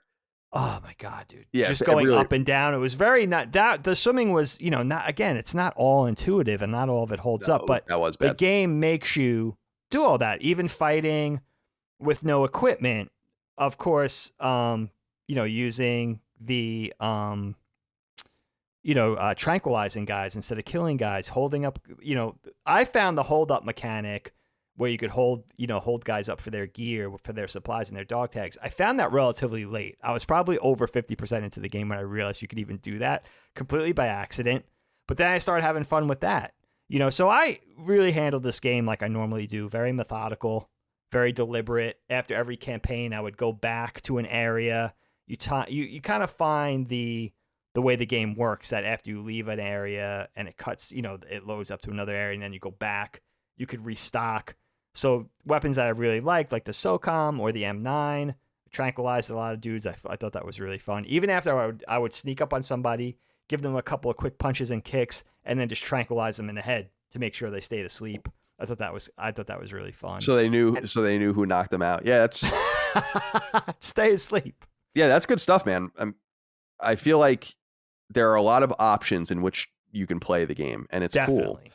Like I dig the things that they give you in the game that you don't really have to use or it doesn't teach you how to use. And like I like how the bandage is like, you realize when you're bleeding sometimes and you're like, why am I bleeding? And then you use the bandage to fix it. I like how you find the porno and you can set that out. So and that's hilarious.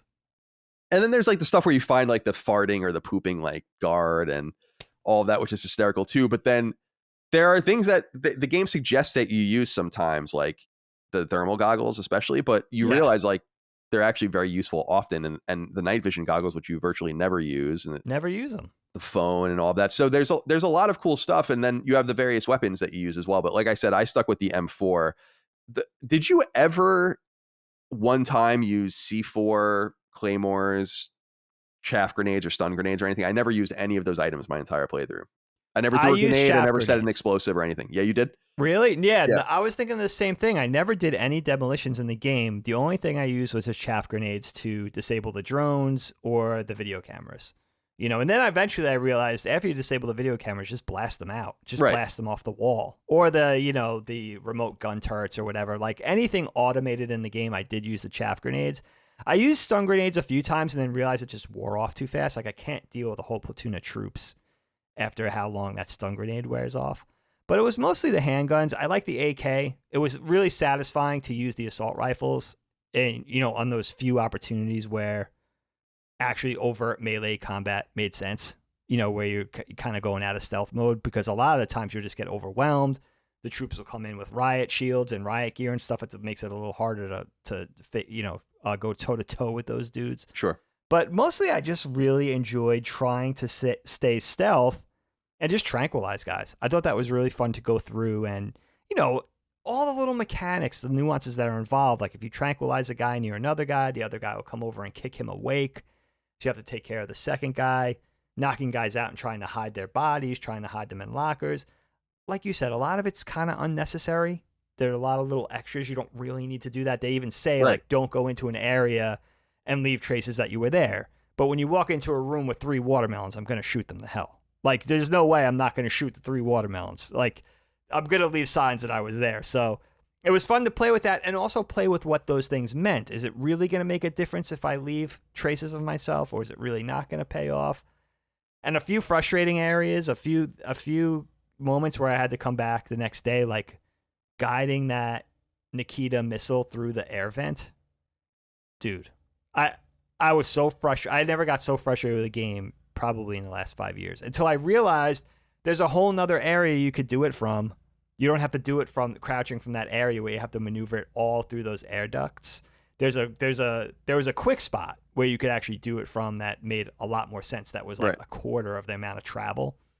So stuff like that. And then of course the swimming with Emma on your back. I didn't appreciate those parts, but there were parts, very Kojima-esque from the beginning, where I was like, okay, like the campaign with Snake, where you have to, the general's giving his speech to the troops and you have to maneuver around to take pictures of Metal Gear. Yeah, that's super cool.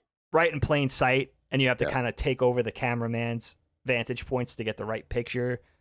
That was really cool. Freezing the bombs with the nitrogen was really cool. The, what else was really a fun, inventive campaign? Oh, the part with Emma, where you have to sort of the escort campaign, where you already mentioned, where you have to snipe. Snake's also helping you. You have to take care of the troops and the drones while she's walking along the oil fence. Right. I thought that was really that was fun. cool. Although I think that section of the game and then the last section of the game where you're fighting a bunch of soldiers that you can't avoid for like really the only time exposed the relative weakness of the gameplay for me, especially with the assault rifles. Like it's just the game. There's a lot that you just can't do in the game easily. Yeah, absolutely. But it's very stealthy. But that was always to me like kind of the intent. Like if you want to play the game right, don't fight. No. Because it's not going to be easy, but then they make you do it. And yes, that bothers me. And I feel like forcing combat, it reminds me a lot of my complaint. There's a Last of Us DLC called Left Behind, which is awesome, about Ellie and her sexuality, I guess, let's say, or whatever. And there's almost no combat in it. And I got through it, and the end, there's like a big event where like you fight a bunch of enemies, and wow. And I'm like, what the? To me, I was like, why can't we just not fight? Wouldn't that say something more if we didn't fight? And so with Metal Gear, not to get too crazy with it, but I just feel like the game suggests to you so much, like, don't fight, because it feels like shit to fight. Don't fight. And then suddenly you're finding yourself with these soldiers, and it's not a coincidence to me, I don't think, that on the oil platform and then in that corridor when you're fighting at the end, with that Snake's there for both of them, because you need the help. The game just doesn't play right. And I think that was probably something, especially the Emma part where Snake comes in randomly, is I think maybe something they got in playtesting when they're like, this is just too difficult. People don't get it. So right. I did notice those kinds of things, but I did want to point out some of the, there are so many, and I'm sure you noticed this, there are so many amazing touches in the game. And just as little as like a flickering light or bugs gathering around a light or water going down a window and bugs flying about in shadows, guards listening to music and talking to each other, and the posters of hot chicks everywhere. And it felt like a place where dudes lived. And I was a big fan. I actually wrote this down specifically that I loved the birds. That when you come outside of the elevator for the first time, it's like, what's with all these birds? And you're running around and you're falling on the poop and stuff. Yes. And then you realize that the birds are really there because they're walking through a part of the gate and they're showing you how to get through. And if you're paying attention, that's what the intent is. And I love that kind of stuff because today in game design, and I get this, it's like, I always make fun of this in The Last of Us. In the first one, when you're running through the town in the beginning with Sarah and Joel, and they're going into like a ravine, there's like a big bright light where you're supposed to go in like a waving yellow, like warning tag and stuff. Like clearly they were getting feedback that this wasn't drawing gamers' eyes enough when they were focus testing it, right? And play testing it. So, and I see that stuff in games. I can see it a mile away. And that isn't so much here. And I think that that's what makes this game special. There's almost a little bit of a tether and a connection to this kind of style of game and Dark Souls, or Souls-like games, as they call them today, just in the sense, not in the difficulty, but in the obscurity of it. And I think part of what people love about those games is the obscurity of it. It doesn't tell you anything. Right. You have to figure it out. Yeah. I like that. And just like in Dark Souls, when you get an item and you go to the menu and it's like, says something inane, you have no idea what it even means. It's the same thing in this. It's like, okay, I don't know. Tobacco may cause cancer or something. That's what it says, or something, something like that. So I just wanted to give a shout out to all those little touches. Did you notice any of those kinds of things as well? I must say I played the Blue Point port on PS3, so it obviously looks better. It's in native widescreen and all of that, but the game looks good. And I guess that would be 1080 30, maybe sub 1080 30, but it looked pretty good. I was actually surprised. It's the same thing I felt when I played Onimusha on PS4 a couple years ago when Capcom released it. I'm like, this looks way better than I remember it looking. So anyway, talk to me about any of the little things you might have noticed in the design. I love, those little atmospheric touches like the seagulls. It's an obvious part of the environment, but they're also sort of a key in gameplay. And even later on, I think Raiden was messing around with the controller one day when I just left it and he was trying to shoot the seagulls and stuff like that. And then later on you have Emma's parrot. Did you try to kill Emma's parrot? I have to say, I tried to kill the parrot. I couldn't kill it. I didn't, but I thought about it. And then when you see her later on, I was like, could it have been a different outcome? But apparently not. Right. You can't kill it because obviously it pops up in the story later on. Right. I just thought it was going to be like there would be, it was maybe a little Mass Effect-ish, but I thought it would be like just a different response or something like that. But even graphically, I know it's primitive now, going on 2 decades, but I think, those little nuances and those little touches really make for a grounding effect in the game. Like you said, the insects, the birds, the different, the water seeping in, the electrical static on doors you can't go in yet. Just little, all those little things, puddles, things that make it the snake bleeding until you crouch and he has to repair himself or Raiden for that matter. Like just really fun little nuances and touches that make the game compelling. And a game like that is great. Metal Gear, a Kojima joint, another game, on equal footing as far as thoughtfulness. Like you're always looking for the next thing. Like it always feels like, even when you exhaust all those possibilities, it almost feels like you could always discover another thing that you're capable of, another ability, another area, another weapon, another item that's going to help you in some way or add to that. Again, add to the experience. And that's what I get out of these games. It's not just beating a game or getting through a game or, an overt action game where it's like, okay, it's really based on skill. It's more also the experience, that you're getting an experience, not just with the game, not just with the story, not just with the characters or what Kojima wants to say, his messages or whatever, but also just the gameplay.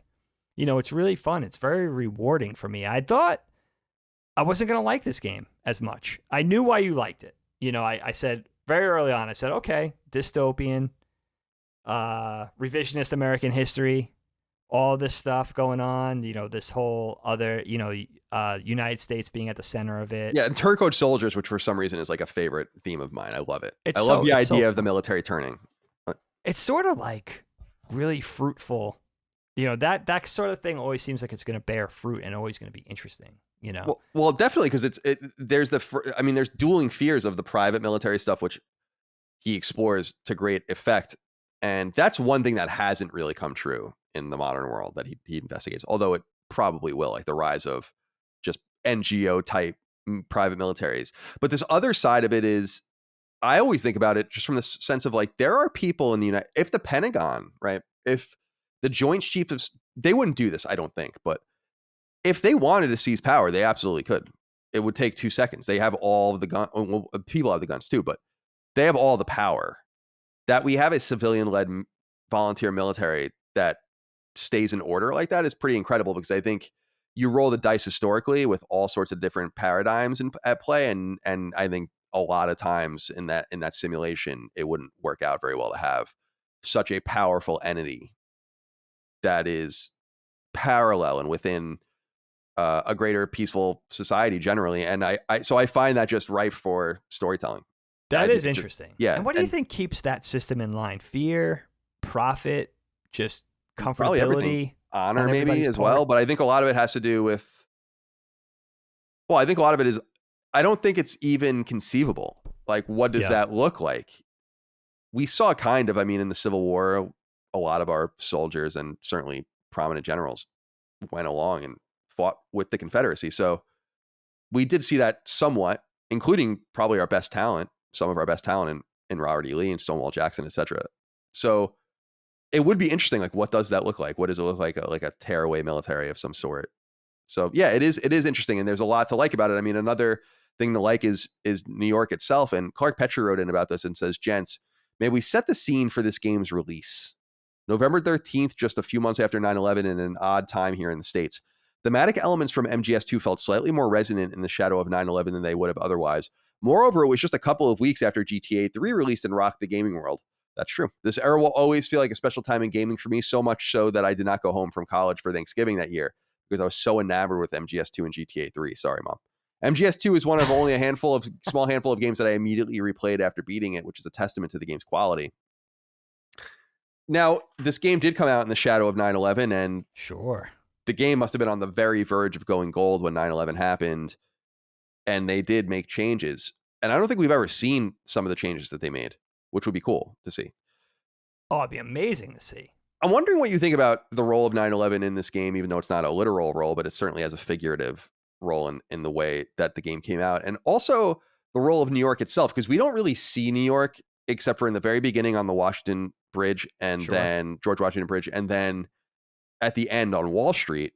Right. But the game, see, this is where I don't know if it's intentional or not, if it's playing into this being a simulation or whatever, is that you never see New York, and that no one ever seems to be curious about what's happening on the big shell. Like, there are massive explosions and like events happening. And certainly if you were in the Hudson River, you would be able to see all this from the shore.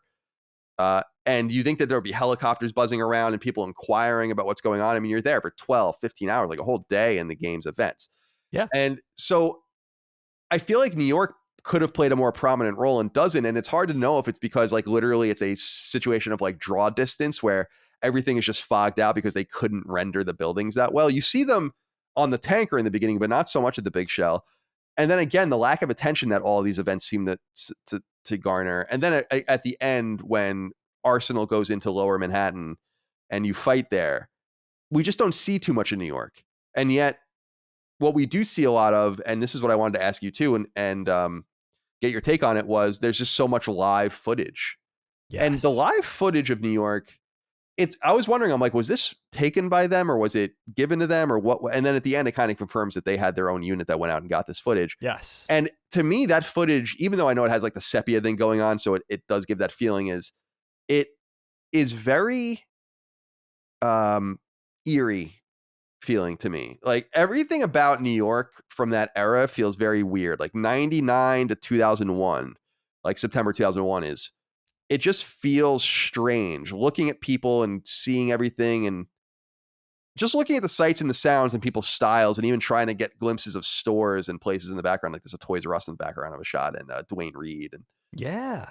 so anyway, like what role do you think 9/11 plays in this figuratively, and New York plays in it literally?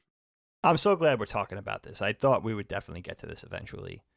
It must have been so interesting. I mean, talk about coincidences, right? I mean, I think back to knowing this game came out in 2001. I'm kind of jealous I wasn't playing it only a couple of months after 9/11, because it must have been particularly eerie and strange back then. But it is interesting, and I wonder how much of it is. I mean, a lot of it, this game was in development for what? At least 3 years. Yeah, 3 years, before I think, it came out, right? So which is a long time back then for a game, by the way. 3 years? That's nothing today, but yeah, that's like I famously said, Final Fantasy IV took like less than a year, and it was like 18 people or something. That's insane. Yeah, think about that juxtaposition in a pretty short amount of time too. Definitely. Yeah, so you got that strange overlaying coincidence, not just with the United States being the basis of the story, but setting it in New York. Obviously, we started on the George Washington Bridge, as you mentioned, the big shells and slash Arsenal is in the Hudson River.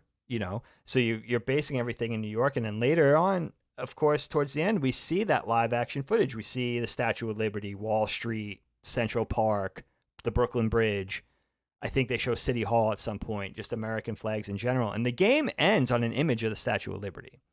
So I wonder if they had any time post 9/11 to put at least some of those closing thoughts into the game, that live action footage over the Snake VO talking about, life isn't just about passing on your genes and all that kind of stuff. And then juxtaposing that, that verbiage against those images is really kind of interesting. And, for me, I knew this game came out 20 years ago. So immediately, right from the beginning of the game, you see Snake in the rain walking over the GW Bridge. Like, it's very, it has shades of 9/11 all over it, just already because of when it came out. And I wonder what the feeling was with Kojima and his contingent, and of course Konami at that time. Like, I wonder what the feeling was, sort of dovetailing this game with what was going on in real life. And I was just listening to a show. Obviously, yesterday was 9/11, the 20-year anniversary. From when we're recording. Yeah. From when we're recording right now. And I was listening to a bunch of content just talking about, that day, people reflecting. David Letterman was the first one to come back on the air with the Tonight Show, I think 6 days after 9/11, and they were talking about that, and they were, they were airing his monologue and the things he was saying, and it was such a sensitive time for not only comedy and things like that, but just for content in general, for TV, film, music, and video games, and people not knowing, having no context of a disaster of that magnitude, Western or otherwise, and not really knowing how to reintegrate entertainment into that atmosphere. So what they must have been going through with putting this game out, not, obviously this game is centered around quote unquote good guys fighting terrorists. So it's not something that's necessarily controversial, but it must have been a strange thing only to, have this game probably all but done. I'm sure they were wrapping in post and putting the finishing touches and putting all the pretty little bows on it at this point, of 9/11. Oh my God. It must have been a traumatic thing for them at that point in production. They were probably like, all right, we're going on vacation. We're getting out of here. Just wondering what to do. Yeah. So that it's really interesting how this game speaks to that time, and that it's always going to have that timeliness, which is really an interesting part of the conversation surrounding not only Metal Gear in general, but just this particular iteration. I love what you brought up about the sensitivity and not really knowing it. I remember that very well. And I remember that there being, I mean, Bill Maher talks about it a lot. But I mean, first of all, I think Bill Maher was fired from ABC after 9/11 for saying something akin to, oh, wow. Or something akin to like, you got to hand it to Al Qaeda or something. Like, he said something like that. Like, who cares? I make 9/11 jokes all the time. It is, I remember that. And I feel like we can never let it get like that again in some way. I feel like there are a lot of lessons in the US where it's like we always have to have some sort of levity, some sort of level of entertainment. And you know what? I have to give it up to Sony because, as was brought up in the last inquiry, Grand Theft Auto 3 and Metal Gear Solid 2 were two games that, again, in a conceivable alternate timeline, Sony would have been like, no,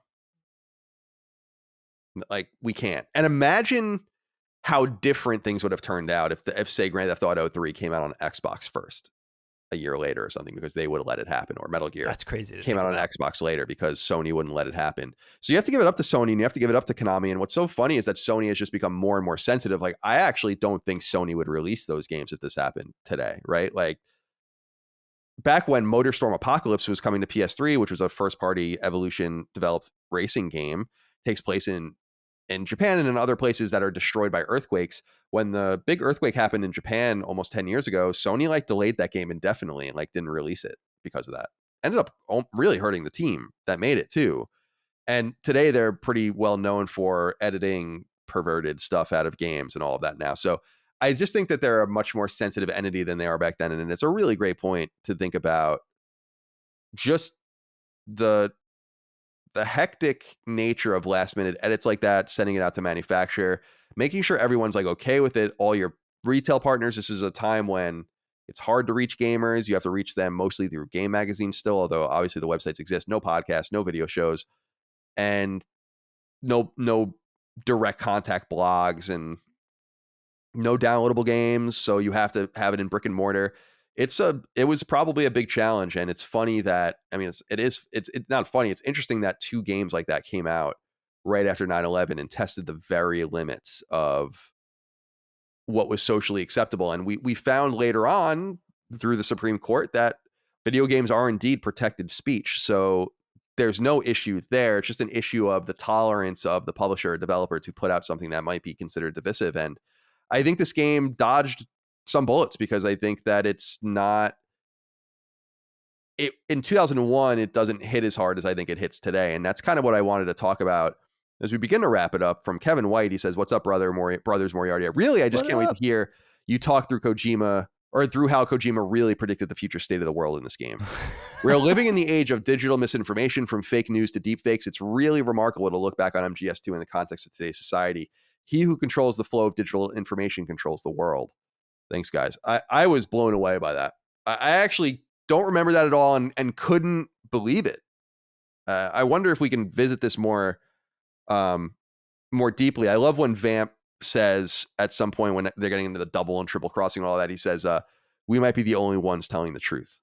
And I loved that.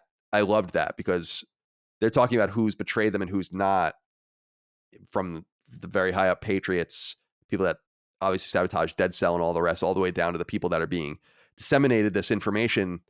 And this game really does deal with the era of disinformation and fake news and digital control and digital footprints and the control of that and the erasure of that, or the enshrinement of that.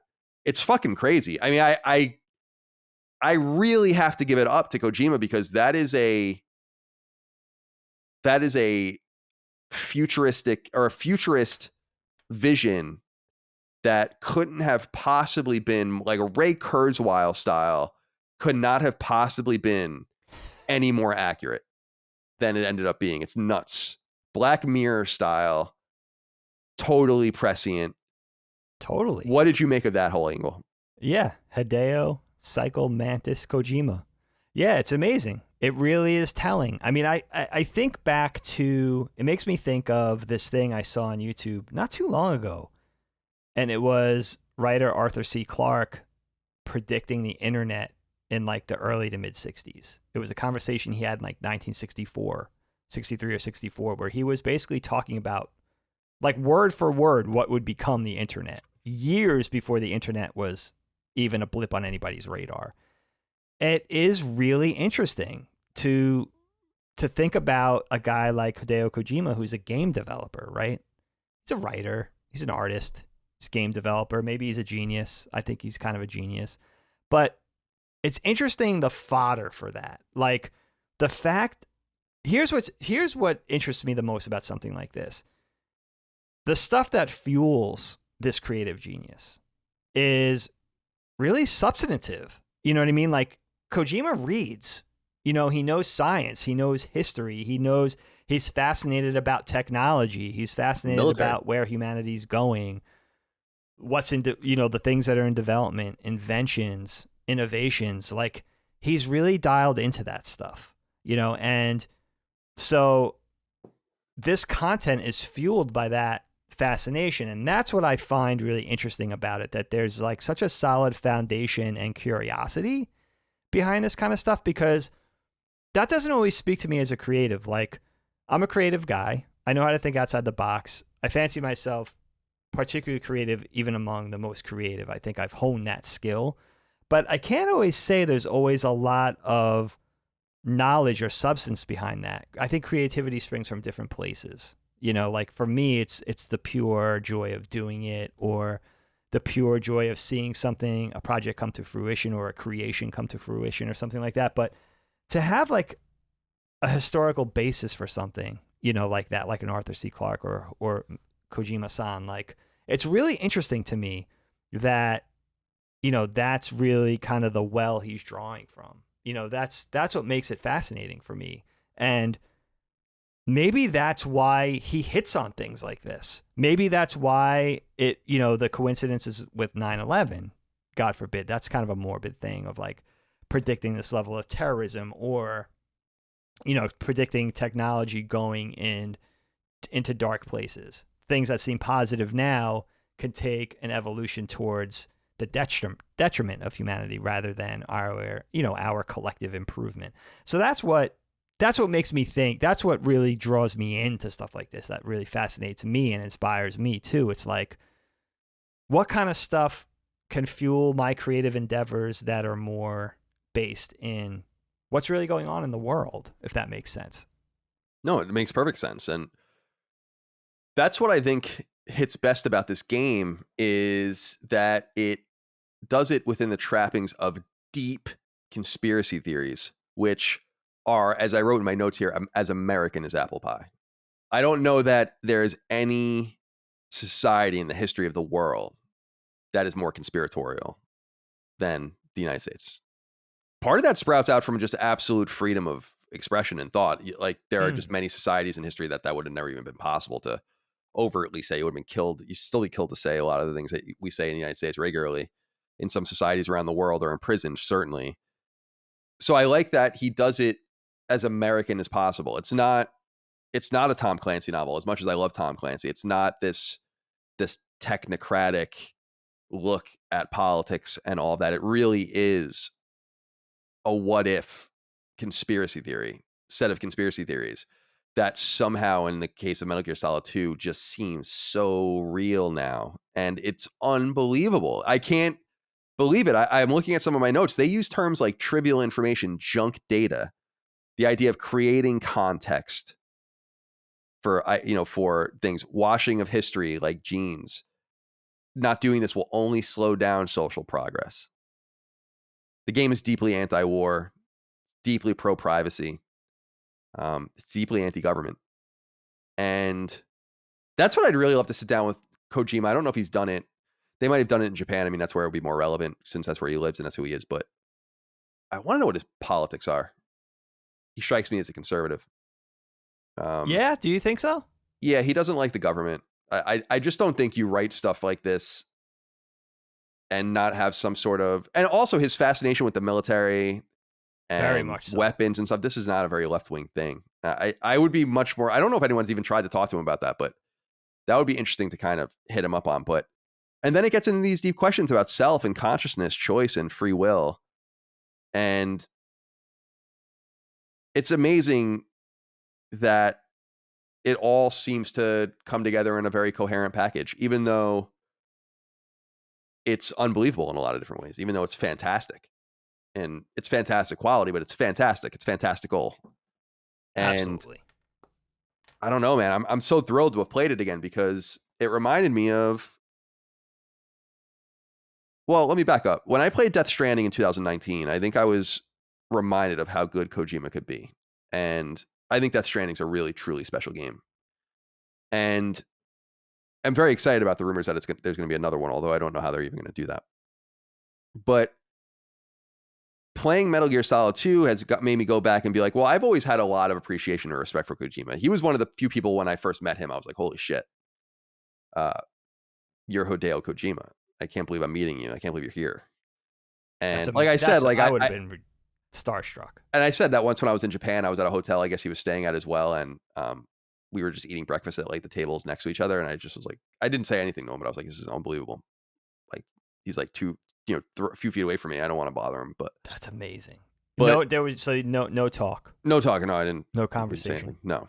And there are people in Japan like that I knew. He probably knew who I was or recognized me, but I'm going to respect that. But there are people that I couldn't speak with natively that recognized me when I would see them, no matter what. And one of those guys was Hideo Baba, who is the longtime producer of the Tales series.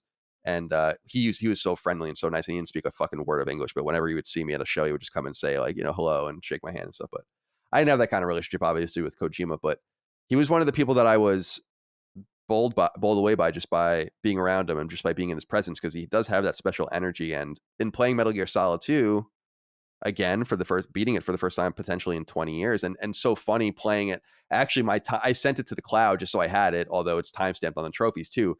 Having a completed Metal Gear Solid 2 save dated 9/11/21 is really the 20th anniversary. It's just so funny. So it was unintentional to line it up like this, yet it makes a perfect amount of sense to line it up like this. It's actually quite insane. So yeah, is there anything we didn't touch on that you wanted to talk about as we close? You know what? You made some really great points that I hadn't thought of, just about conspiracy theory in general regarding where we live, the United States. And I wonder how much of it is this, Kyle. Is it such fertile ground to explore, particularly with America, particularly with the United States of America, because the U.S. is so new, right? Especially to many places, almost every place in the world, that not enough time has elapsed yet, right, for accounting or to account for all the truths, lies, potential misdirections, things we don't know yet, that things are inherently intriguing or maybe even believable because proof is in the pudding, right? Not enough time has passed yet where things, are sussed out or accounted for. Right. That, maybe these things do exist. If the country was founded only this much time ago, how much do we really know? Is it enough time yet? The battle on Wall Street takes place at Federal Hall 200 years after, to the day George Washington is sworn in. That's what they say in the game. So okay, there's a cognizance of that, just an historical cognizance on Kojima's part too. But yeah, that comes into play, and I think reinforces the point that you're bringing up here too, which is that we are very young. I mean, imagine 200 years ago, now and change, is when George Washington was sworn in. That's as old as it gets. I mean, that is the beginning. It's crazy to think that, and who knows the secrets that are still maintained, if any.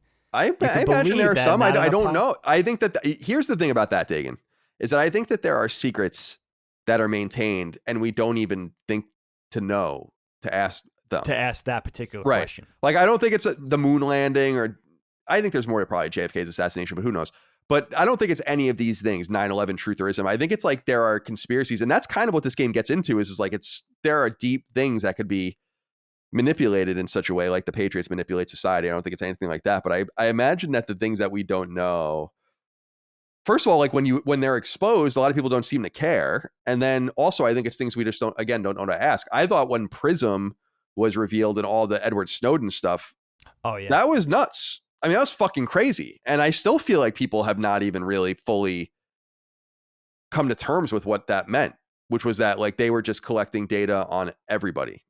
They were just, the telecoms were all involved with the government just giving them anything they wanted on you. I mean, that didn't shock anyone, and no one cares. Everyone, I said this actually, what I think I might have said it when we were at dinner or the weekend I was in Butler for the live show, where I was like, no one seems to care that our phones are clearly giving us ads based on what we're talking about. Oh, it's absolutely true. And no one seems to admit it, that it's happening, and no one cares. I think we cared for 2 days or something. And no, it's weird. It's actually strange. Right. It's, it's disturbing. And certainly, I think the NSA and others can just listen, like, no problem, listen to your phone, even if it's not talking. So that's why I just, with Alexa and all that, I'm like, no way, man. I'm not having another live microphone in my house to just ask to be listened to. And then we found out, by the way, that Amazon people were listening to people through Alexa, and you can read about that. You can do Google about that, and no one cared about that.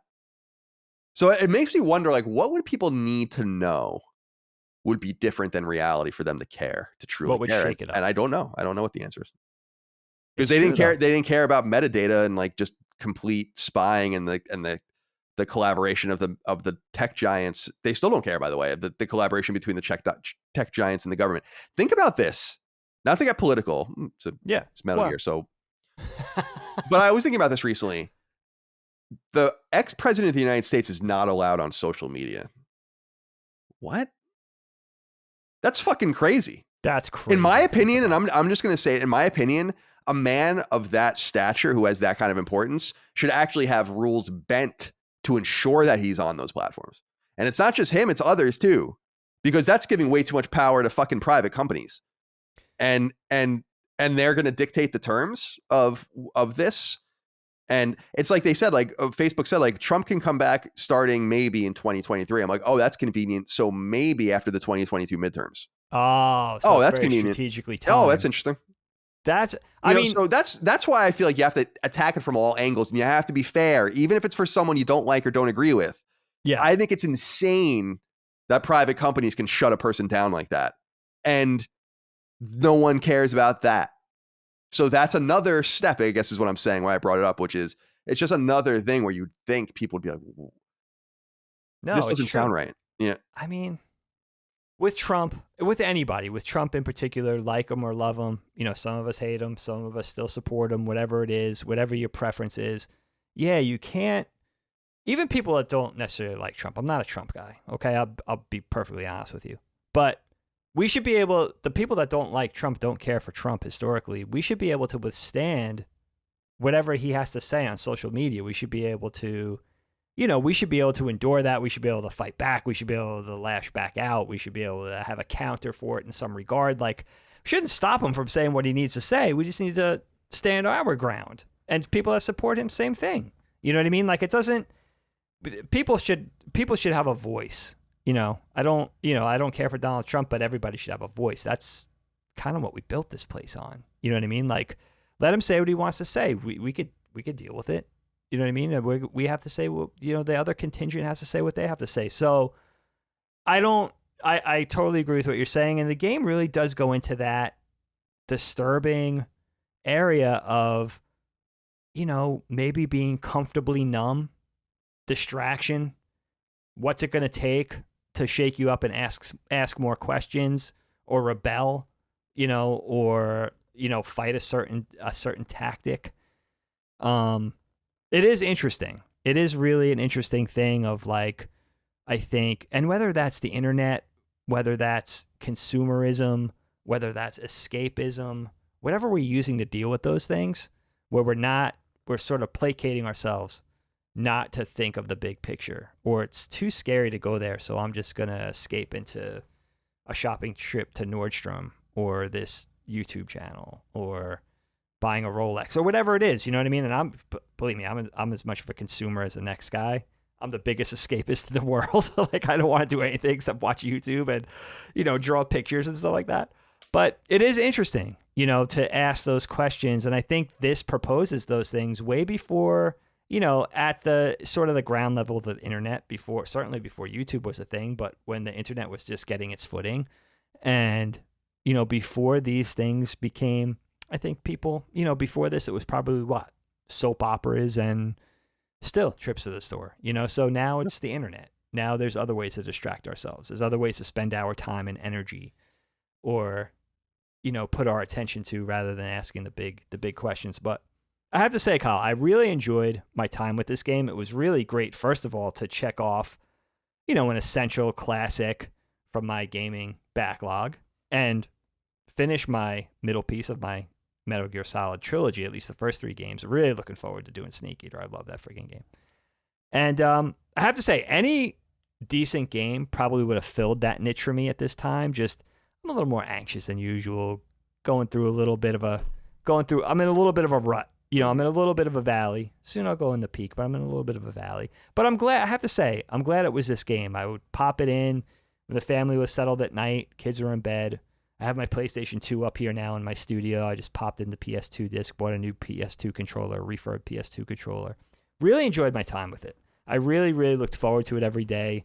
Even the frustrating parts, even the too long codec conversations and cutscenes and cinematics and stuff. I really enjoyed it just because knowing that it's such a historically important game, and now I can see all the reasons why. Super, super cool.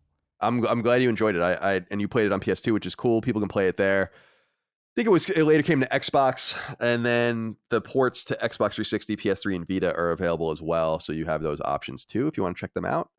And I'm excited to have played it again and kind of, I don't know if it was reinvigorating something about Metal Gear to me, but certainly reminded me why I hold the game in such high regard. Because after a while, like we said at the top of the show, so much distance has passed where it's like, man, like that was hundreds of games ago or whatever it was. And isn't that amazing? And you just can't keep all of that data in your mind. You just can't remember everything. So it was kind of fun it was kind of new, more so than some of the other games we've gone back to where I played it in the PS3 era or whatever. So it's like, I kind of remember this. This was I always older. wonder about you with games with that, because you play so many things, and we do a game, now and again on KnockBack. Hopefully we'll do more going forward. I really enjoy these topics, but especially with sacred symbols, like how do you keep all this stuff compartmentalized in your head and keep it broken out and distinct and from the next thing, because you fill your head with so much content.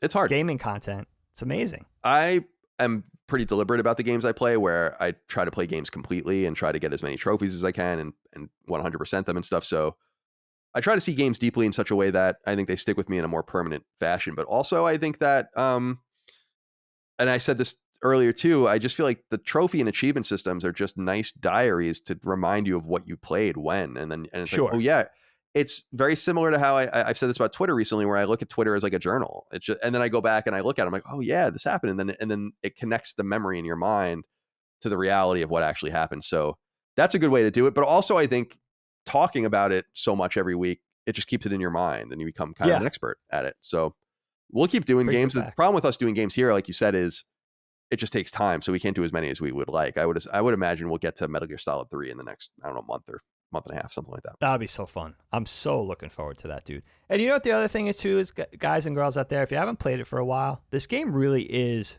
worth revisiting, because it probably only take you around 13 to 15 hours.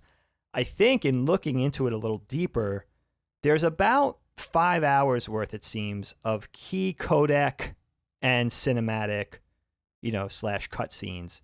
So not a bad balance. Now, if you're going to do the extra, really pay attention to all the codec with secondary characters like Johnson and Stillman and Mr. X and all that kind of stuff. It'll be, it's reasonable to think it could be 6 hours worth of non-playable content during your experience, but I still think it's worth it. Maybe a little imbalance there, but that's part of the conversation of the game, I think, so you'll enjoy it. Now, I told you I would reveal it. Took me 35 hours to beat the game. That's unbelievable. And That's you were like, and you weren't double. running the clock ever or anything like that? You like paused it and stuff? Not even once. Not even once did I do that. No, not really. I mean, maybe for 30 seconds at a time or something like that. So maybe 10 minutes worth of that running the clock. But I was again, deliberate, methodical, going back into areas and restocking. Again, overcompensating, thinking this game was going to be harder than it was. One of the greatest points, I think, of our whole conversation was yours, Kyle, with talking about how this game could have benefited from a Resident Evil styled inventory system. I think it would have really been helpful for me to know that, okay, you don't have to concentrate on stocking up on Nikita missiles, because you're really going to only need this for the one thing you already did. Just choose your favorite weapons, and then adding to the gameplay and the mechanics or the experience, because maybe you brought the wrong thing with you, as you were saying, to the sniping mission with guiding Emma along the oil rail. Maybe you brought the wrong thing, so now you got to go back and sort of rejigger your inventory and get the proper, items and weapons that you'll need to get through a certain section. So I think that would have been, it's amazing they didn't think of that, actually. because there's so much extraneous stuff that you're stocking up on that you're never going to need again. Like you said, you never even used grenades, so just in sort of tuning your inventory system a little bit, I think the game could have benefited from that. But otherwise, that's why it took me so long. And that, I really try to milk a game, but I'm glad I do because I feel so satisfied at the end of it. And also I feel like I need to earn it because it took me 20 years to get to this game. So maybe it's a little bit of a payoff for me. So yeah, but you guys should definitely. It's an hour and a half per year. It's good. Yeah. There you go. Doesn't sound so bad when you put it in those terms. Yeah. I don't even know. It's one of those things where I don't even know how you spent that much time with this game, but that's so interesting. So fun. Yeah, there was a couple in that. Usually 2 or 3 hours at a clip, maybe an hour. But sometimes I would get really into it. Like I would start at 9 and just go to like 3 a.m. or something, just because I was compelled. And it might have been, that might have been a chunk of a lot of codec or cinematics at that point or that particular night. But yeah, man, I really enjoyed it. And I can't wait. I can't wait to get to 3, especially because it's a rare conversation with you with something that you haven't played all the way through. Right. Yeah, barely and at all. I really want to see what you're going to think of it because it really is a departure from the first 2. Yeah, I remember playing it when I first went to California to work at IGN, and I was like, nah, just didn't feel like. And that was literally it. Like after a night, I was like, I don't want to play this. And I don't know what. So that was it. That was literally my whole memory. It's very similar to Generation Kill, where I'm like, I don't know. I'll probably play it and be like, I don't even have any idea why I didn't want to play this, but so it'll be interesting. That was very weird. Yeah. So that will be fun. I agree, but I'm glad we did this episode. It was really entertaining to play again. We'll get to MGS3, like Dagan said, in short order. But Dagan, I kick it back over to you to close. Let's do so with a dad joke. Okay, let's give it the proper nod, my friend. Here we go. Kyle, what would the Terminator be called in his retirement? I don't know. The X-Terminator.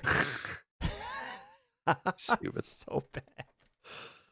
Thank you for that. You're quite welcome. And thank you all out there for your love, kindness, and support of all things KnockBack and Last Stand Media. We appreciate your love, kindness, and support on Patreon at patreon.com/laststandmedia, laststandmedia.shop for merch, all made in America. And that's basically it. We'll see you next time. Thank you again. Goodbye. KnockBack, a retro and nostalgia podcast, is a product and trademark of Last Stand Media and Collins Last Stand LLC, and is recorded from Central Virginia and the Philadelphia suburbs, USA. The show was conceived by and is produced by me, Colin Moriarty. My co-host is Dagan Moriarty. KnockBack's executive producer is Dustin Furman, and the show is edited by associate producer Ben Smith. All of Last Stand's theme music is by Ramon Narvaez. As you know, all of Last Stand Media's shows, including KnockBack, are fan-funded on Patreon at patreon.com/laststandmedia. The following names are at the producer support level or higher on Patreon, and we're grateful for your kindness and generosity.